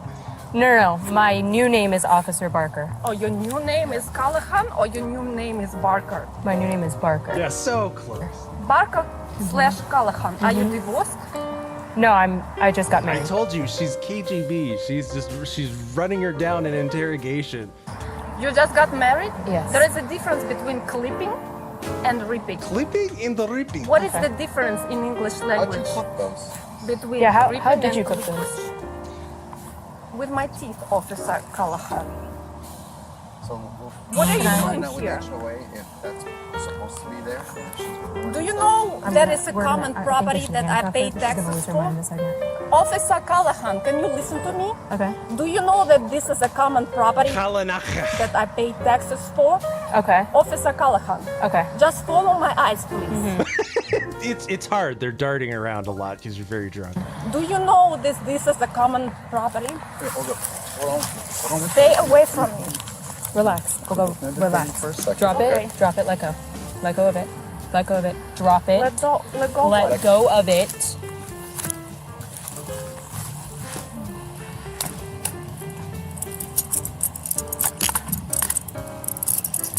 Your mother is dead.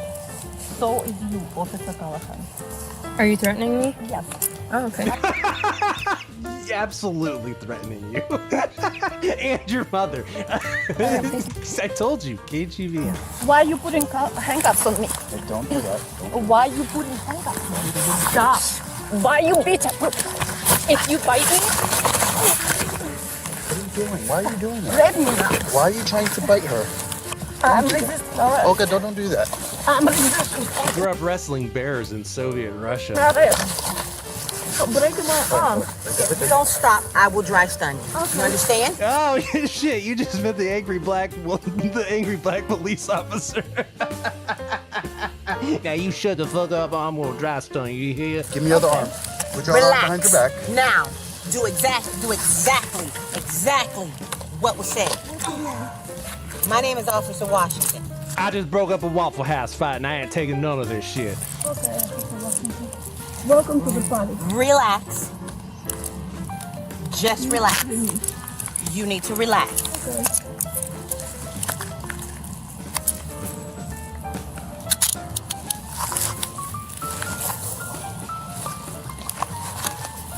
Angry black lesbian officer just comes in hot. Hold on, let's just pat her. Let's pat her up because Yeah, she let's usually has. sit her on her butt. There you go. She usually has stuff on her. This is mine. It doesn't matter. Let go of it. This It doesn't matter. Let go of it and stop grabbing me. This is my bag. It's going with you. It's going my with you. fucking bag. Listen. You're gonna tease me because I want my bag? No. This is my bag. You are Don't currently touch under my arrest. bag. Listen. For what? You are currently under arrest. For what? And you need to just Read come my forward. Miranda rights, bitch. she knows how this works. Read my Miranda rights, bitch. This isn't her first rodeo. If you bite one of us, Read my rights. Listen. Read my rights. Listen. I'm required to warn you before you make any statement that you have the following constitutional rights. You have the right to remain silent and not answer any questions. The statement you must give, it must be freely and voluntarily given. You have the right to the presence of a representative, a lawyer of your What choice. a convenient drive-by. Making a statement and doing any questions. If you cannot afford an attorney, you are entitled to the presence and representation of an attorney of your choice before you make any statements during any kind of questions. If at any time during the interview you do not wish to answer any questions, you are privileged to remain silent. I cannot make any threats or promises to induce you to make a statement. This must be of your own free will. Any statement what's up, Roots? will be used against you in the court of law. Do you understand your constitutional rights? Roots, can you fix this woman? Okay, please, I don't want you to hurt your mouth. Okay.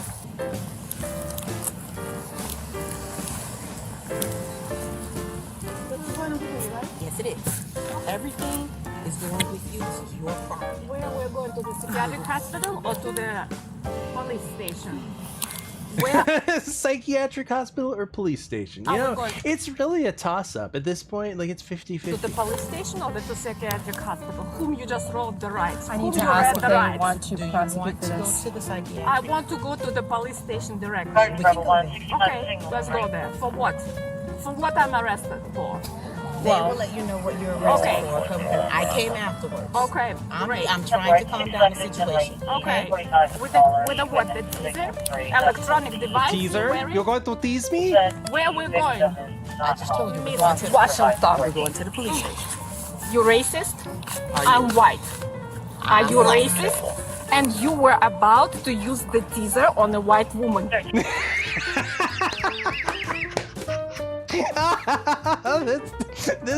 You just got race card Uno reversed. Reverse Uno race card.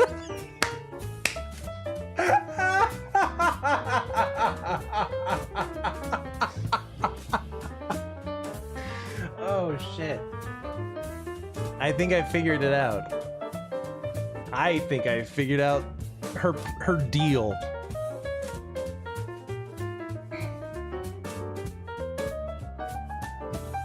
Why all the suspicion? She's just looking for the nuclear vessels. All of these Russian agents.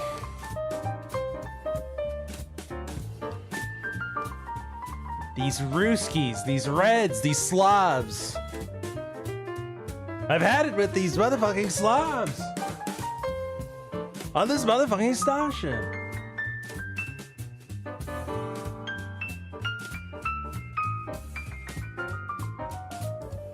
She's just trying to find the nuclear vessels. Did you find it? Yes, under U.S. government. Now we need directions. Excuse me, sir. Can you direct me to the naval base in Alameda? It's where they keep the nuclear vessels. Nuclear vessels. Look at these Russians. They're not even broad daylight. Excuse us. Oh, excuse me. We are looking for nuclear vessels. Can you tell me where the naval base is in Alameda? Just undermining our country in broad daylight. Hello, we are looking for the nuclear vessels in Alameda. Could you tell me where... Can you help us? Please, we're looking for the naval base in Alameda. Could you tell me where the nuclear vessels are? Ooh, I don't know if I know the answer to that. I think it's across the bay, in Alameda. That's what I said, Alameda. I know that. Where is Alameda? Where the nuclear vessels are. Nazi. Oh, I'm a Nazi. Yes. Okay, well, how you were about to use a to teaser on a white woman. The teaser. You are looking for the nuclear vessels. Maybe on my knees. Maybe I should suck your dick. What? Maybe on my knees. Maybe I should suck your dick. I slap your dick. I know you have one. Oh, I don't have one. You have? You have a dick, right? Stop. Stop. Stop that. Oh, you're hurting me. Let's go. Let's go. My bags. Root says, I'm getting hammered with you guys now. Well, you're gonna have to keep up with this one. Let's go. Walk right now. Let's go. Enough is enough. My bags. Enough is enough. I tried really hard. Olga's drinking for all of us. I tried very hard to suck your dick off your stomach. Look, she tried very, very hard. All right, let's get inside the car. Go. Imagine what she'd do for you, Roots. Hold on, take this out. Why? Because I said so, that's why. Oh, really? Bitch! You Oh, shit! Listen, bitch! Stop! Leave me fucking alone! The hair clip is not going with dead! Olga. You're dead! Stop! Your mother Your dad and your mother. is dead! You're dead! Great. Where you taking me? To psychiatric hospital? Yes, a fucking bitch! I mean, yeah. When I paused it there, yeah. That looks like the right place for you. I'm nuts, a bitch! Take my stuff! I think I got stabbed by either the handcuffs or... I don't know if that's hers or mine. What? Yeah. Well, no, because I have a hole in my pants, too. Oh. Cool. Thanks, Olga. Yep, she'll be out in 42 hours terrorizing the neighborhood again. You can't keep Olga from her vodka. Get off the radio. That's what stabbed me. Is that what stabbed you? Yeah. Oh, the garden shears that were in her bag. So she was clipping when she should have been ripping. Gardens, can we get Rusty started this way, please? Rusty? We have a laceration to an officer's leg.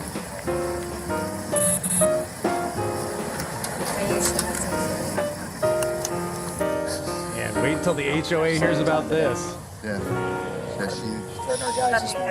You think the cops are bad? Wait until the HOA hears. She cut one of the officers in the leg. She's got a pretty big cut with the shears that she was cutting. Hey, Donna. Hey, the cops want to see Donna come over here and the police officers to talk about prosecution. I had to deal with her all day today. Yeah. I got shit to do. Yeah, we're on Fabric. We're on Fabric Day. Yeah, we're on Fabric Day. Yeah. All right. And who you're with? What company? Impact. Oh, so it's all the same thing? Oh, so you're the Mexican. Trying to affirm that everything about the truth to the best of your knowledge? Okay, so what did you see? I just saw her tearing out the plants. So there's a photo of her. So was she clipping or ripping? Now I need to know. The trellis that the plant's attached to. Now, like if I was a juror on this case, now you've sown seeds of doubt in my mind. Okay, she took that with her? She was carrying it over to here. And you guys I need to know, is this clipping or ripping? It over here? Oh, which way? Oh, it's right there. Yeah. And I saw her carrying the plant this way. Okay. Yes, they are gonna have chalk outlines of the shrubbery. No, I just got the, in the photos and whatnot, seen that. Whoa, you're Mexican? Like I said earlier today. Why do you sound black? Yeah.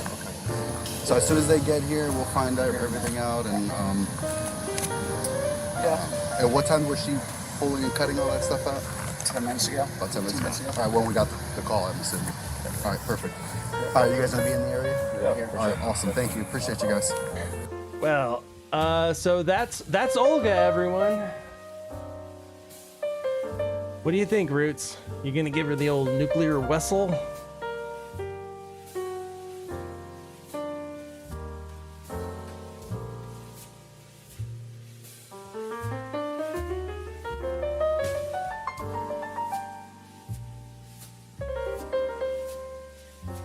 Just having a good old St. Patty's Day. That's what she was doing. That's what these people are doing. Enjoying their corned beef and their green beer while Russia secretly invades our country.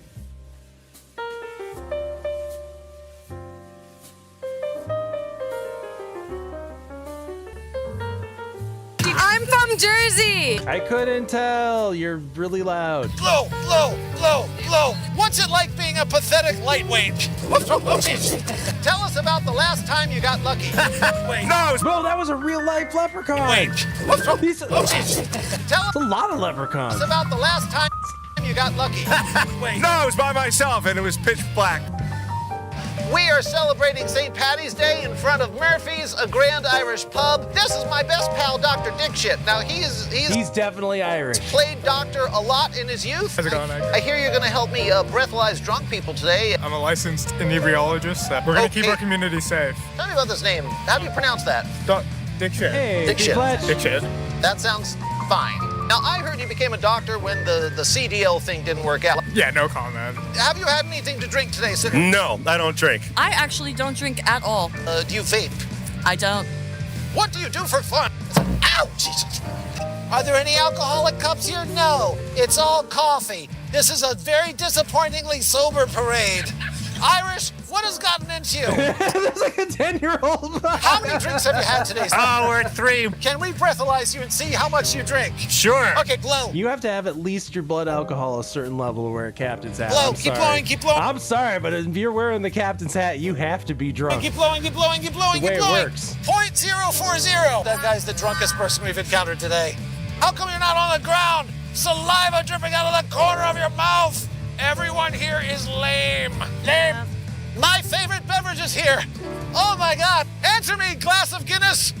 Why aren't more people drinking? Come on. Why do you taste like water that ran off of a rusty old tire? How many beers have you imbibed? Just one. What's it like being a failure to your heritage? I don't know what to tell you then. I think that the Irish have gone downhill. You got to drink more. I'll go get that done, I promise. Yeah, we're trying. Have you consumed many alcoholic beverages today? Couple. This is my good friend, Dr. Dipshit. I'm going to verify the veracity of your claims. It's a fresh oven, don't worry. Looks pretty clean. Fine, you've had worse things in your mouth. It's okay. Blow, blow, blow, blow, blow, blow, blow, blow, blow, blow. Okay. I think I'm pretty good. She is very drunk. Whoa! No. Holy shit! Oh my! Yeah, she's from Jersey. How come you're not It's just a constant acting state of more being. inebriated? I'm from Jersey. I told How you. many drinks have you had? A couple. It's a legitimate excuse. Dr. Dipshit, get back here. I can tell these girls have swapped spit before. Don't even change the fucking mouthpiece. Stick it in. You know how to do that. Blow, blow, blow, blow, blow. There we go. What the hell is that? It says danger. It says danger. Girl. My bad. Come on, let's FaceTime mommy. Hi, Mom. She's been a bad girl. Mom, I have the highest blood alcohol level that Edgar has seen today. I think mine's higher. Did you teach Laura to drink like a freaking fish? Hell yeah. Oh, Debbie. Wait, I feel bad for you. You're all alone in this festive getup. What are you supposed to be? Sadness. What mysteries are under the Gnostic. Scottish kilt? Tell us. Why don't you take a peek? Don't get triggered. Holy shit. Now we're at the really Irishy part of the parade. The crowd is getting rowdier and rowdier. Love it. How many beers have you had? 7. Blow, blow, blow. Okay, we're gonna measure it. Whoa!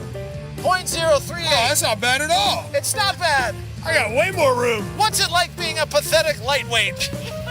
Blow, blow, blow, blow, blow. Dr. Dipshit, what are the results? Whoa! 0.062. I'm almost at the legal limit. I drank more beer than you. I just got way much of tolerance. Dude, Dr. Dipshit just said that I drank more beer than you did. Yeah, Dr. You Dipshit. gonna question Dr. Dipshit? Why is he such a pussy? Hold this. Here he comes. He's coming back to redeem himself. Oh boy. Oh boy. Holy cats. Can we see the top of that beer can? Look at it. Look how this man opens a damn beer can. Well, you called me out about my sobriety, so. This is how a silverback gorilla opens a beer can. What has gotten into you, sir? 3, 2, 1. He bit our breathalyzer. Now it's all broken. Honestly, what's gotten into gingers these days? They're really out of hand. St. Paddy's Day is a time for redheads to revel in their former supremacy on the earth. Muslims are coming for you, dog. Gingers used to rule the earth. You do that to the Muslims. Oh, you mad, bro? You mad? Yep. Are gingers being repressed around the world so they don't take it over? No, I don't think it's that they can't shun drinking. I think it's that they have a label, like a fucking logo. Probably get our own category, LGBTQ, ginger, whatever. Like, because we are special. You should be ginger fluid. In other Yeah. words. Okay, very good. I notice you are a ginger. Strawberry blonde. Timu ginger, or what? Ginger mullet! Whoa, shit! You are a ginger? Strawberry blonde. Timu ginger? Or what? Just random drive-by ginger mullet. Ginger Hell mullet! yeah. I was Hell told yeah. never to trust the Irish. Whoa, it's Irish Steven Spielberg. That's fair. Besides fertility, anger issues, and famine, what have the Irish brought to America? That's so wrong. Welcome to my show. Irish whiskey. Poetry? All right, Potatoes? Potatoes. Can you fit an entire potato in your mouth? I can fit like 3. Red hair Yeah. She knows the exact number of potatoes she can fit in her mouth off the top of her and head. freckledy skin. A sense of humor. Oh, good. You're not kicking my butt for that question. Thank Piping, of course. Guinness. Guinness. Guinness. What's long and green and gets everyone excited once a year? Parade in Old Town Alexandria. Nope. The answer is your mom. Shit, are you smoking? What is it? It's prop sig. I suspect you're not even a real doctor, damn it. I heard that I'm beginning to think he might not even be Irish. St. Patrick is commemorated because he got all the snakes out of Ireland. The fossil record shows that there were never any snakes there at all. What is it like to have It's a metaphor. all this inebriation of yours built upon a foundation of lies? This is Gnosticism. It's not the first time. Oh, great. Really, there weren't any snakes in Ireland. They lied to you. A cynical lesbian. You gotta be. This is all about. And now, when you go to Thanksgiving, you tell your mom and dad that they're genocidal, white supremacist, patriarchal maniacs, and they killed that turkey. Being Irish and being lucky, can you tell us about the last time you got lucky? Tell us about the last time you got lucky. It's been a while. I'm married. Life's on the downhill. Okay, tell us about it. Was there music? Oh, you showed your tits off a lot to get all those beads, though. Was there candlelight? Wait. No, I was by myself, and it was pitch black. She was so. Was her name Jasmine Crockett? Does everybody know her? 40 years ago. Wow, that's a long time. Wow, Napoleon's real hat. Have you exploded? I explode every day. Tell us about. Wait, is that Alexander Dugin? That's Alexander Dugin. Wow, that's I told you they're sneaky, these Russians. a long time. Have you exploded? I explode every day. Tell us about the last time you got lucky. Never. I'm This is not the Dugin you're looking for. Scottish. It's been forever. Do you think if you weren't dressing up like a ninja all the time, you'd get lucky? Tell us. Wait, was that skinny Ethan Ralph? Do you think if you weren't dressing up like a ninja all the time, you'd get lucky? Tell us about the last time you. Wow, you have the face of a serial killer. Got lucky. Your father is standing right behind you. Tell us about the last. Wow, your kid looks like a serial killer. Last time you got lucky. They can't say this in front of me. I can't. They can't Oh, say this in are front of you me. their offspring? Yes. So we know they got lucky at least once. All right. Was there soft music playing? Was it? Waka waka waka waka. When I got my new job back in January, I felt pretty lucky to get a new gig. That's not what I mean, you asexual putz.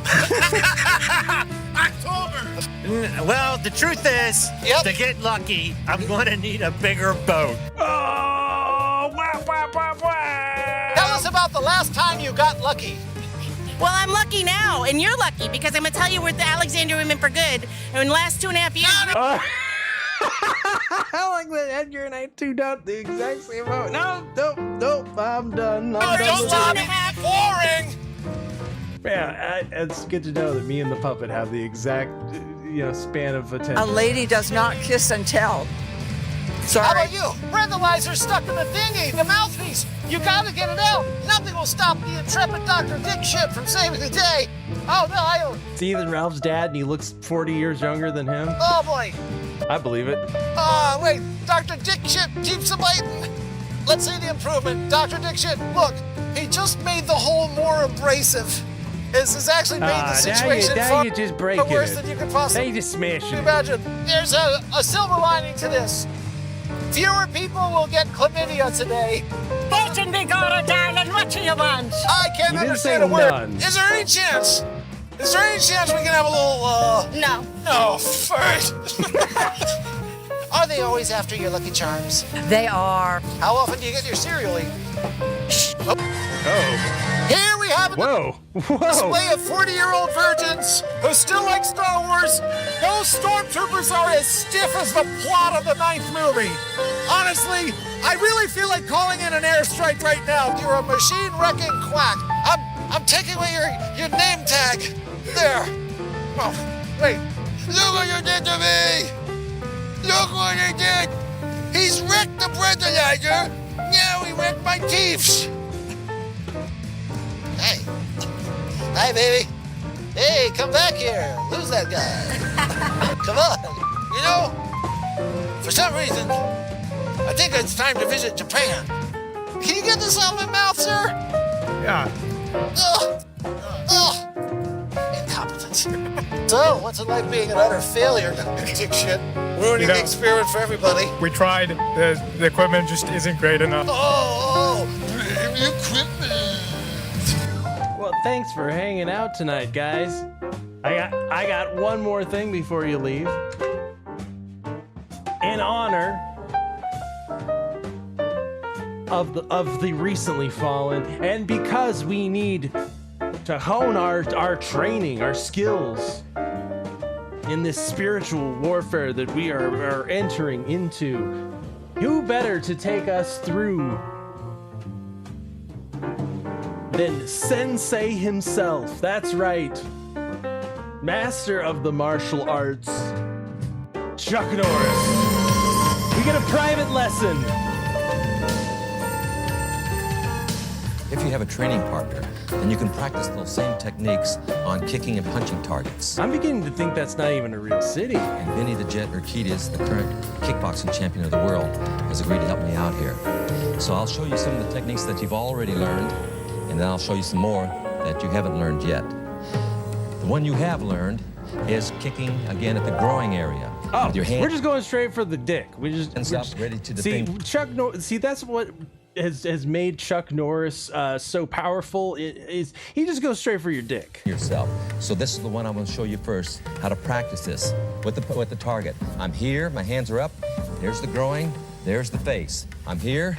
Go straight for the groin, straight for the face. And then punch right into the face.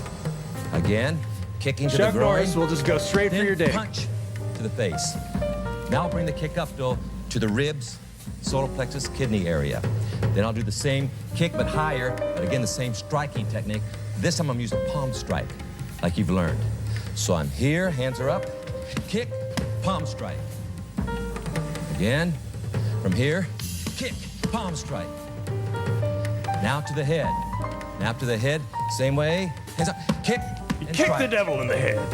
Kicking right to the side of the temple, anywhere from the jaw area up, like you practice with the elbow strike. So here, strike, strike. If I want to get more power into my round kick, I'm going to show you another technique you haven't learned yet, and that's where you're switching feet and then coming back with the same leg that's out in front. Watch this one. You're here, center step, then come through the round kick. Same thing. From here, switch, round. Again, right to the groin area. How about to the kidneys or the ribs? Just Same thing. smash Here, your switch, kidneys. Drive. Smash them. Again, right into the ribs or kidney. Switch and kick. I'm beginning to think that's not his kidneys. Thing, right up here. Here, switch, kicking. Switch and kick. Here's one you haven't seen. Spinning crescent. Where I'm faking. Here I'm up here, fake and kick with the opposite foot. Coming in the opposite direction. See, this is what he's doing up in heaven right Kicking now. with the side of the foot. Switch and kick. He's training God. The one I like is kicking with the heel of the foot. Watch this one. Spinning heel kick. Here, kicking again with the heel. One more, Ben. One more. Here, right across. Again, kicking with the heel. Practicing my hand techniques.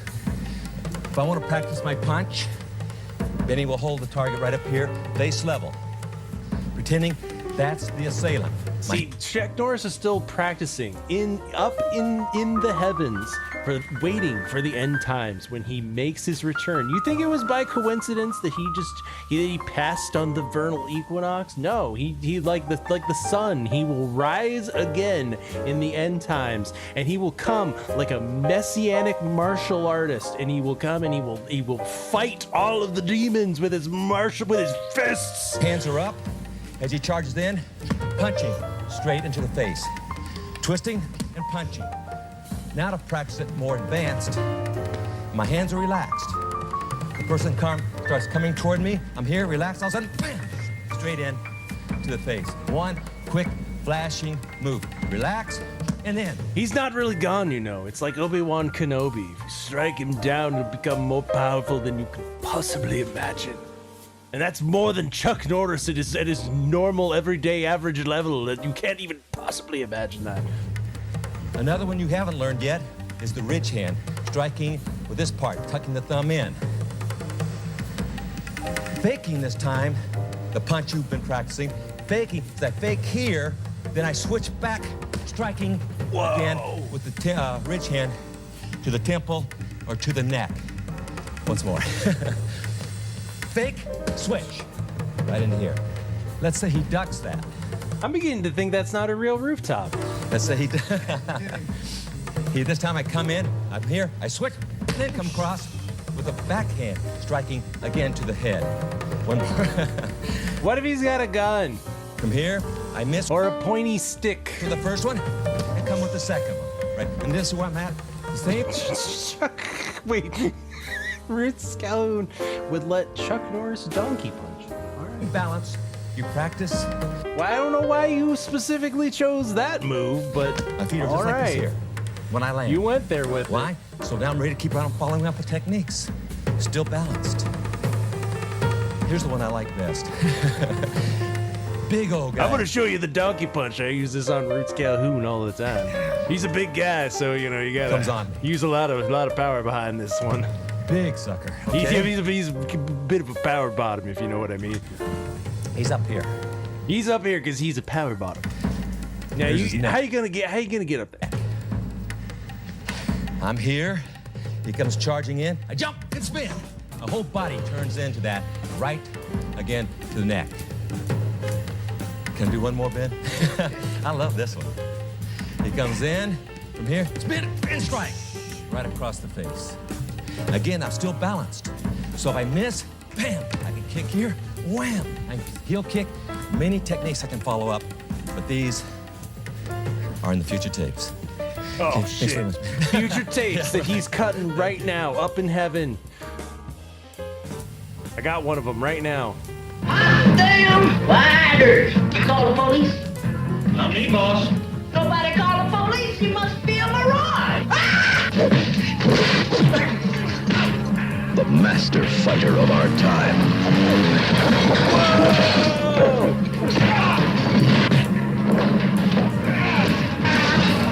But not even he could imagine the power of the indestructible man he is about to face. Here's Johnny! Wait, wrong movie. A creation of science whose only thought is to survive. Can't you say you?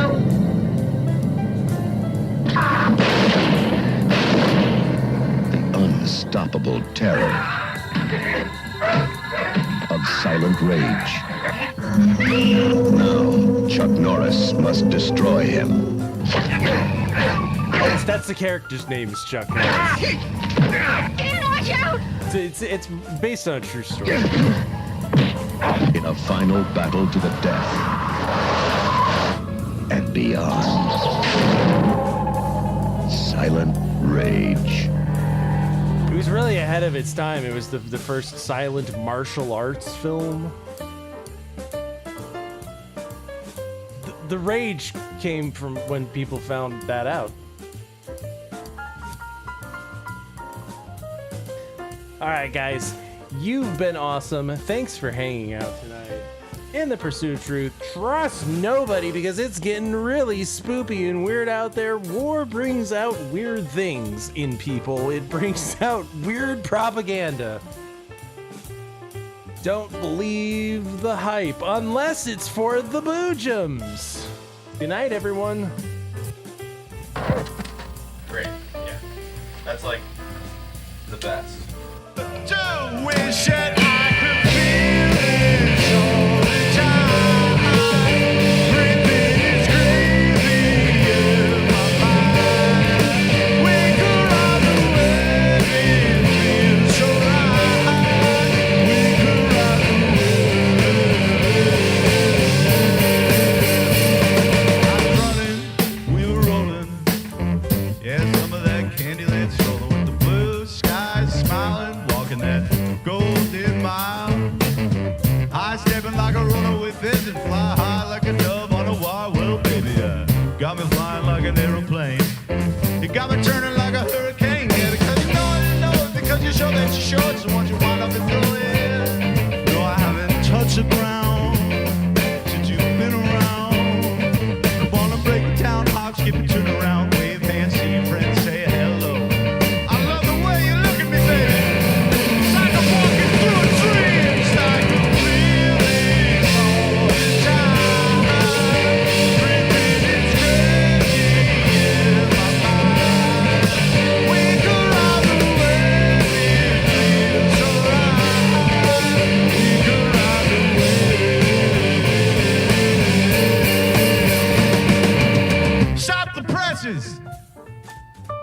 Girls walk by in their summer dresses, cocktail umbrella sunset. Don't want it to end yet, shining like a diamond at an antique store. And what do they say? Gotta go to a way to bring back what the heart desires. Now I know without the mystery, baby. Gonna be you I was kissing. I could feel it all the time. Breathing it's crazy in my mind. We could run away.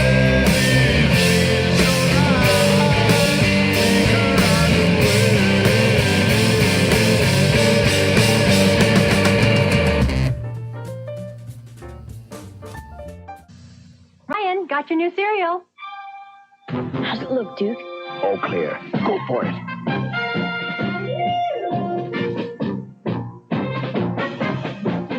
Hit it. Introducing G.I. Joe Action Stars brand cereal, a delicious part of this complete breakfast. Crunchy stars that taste great. So, for all you Action Stars... Bye, Mom.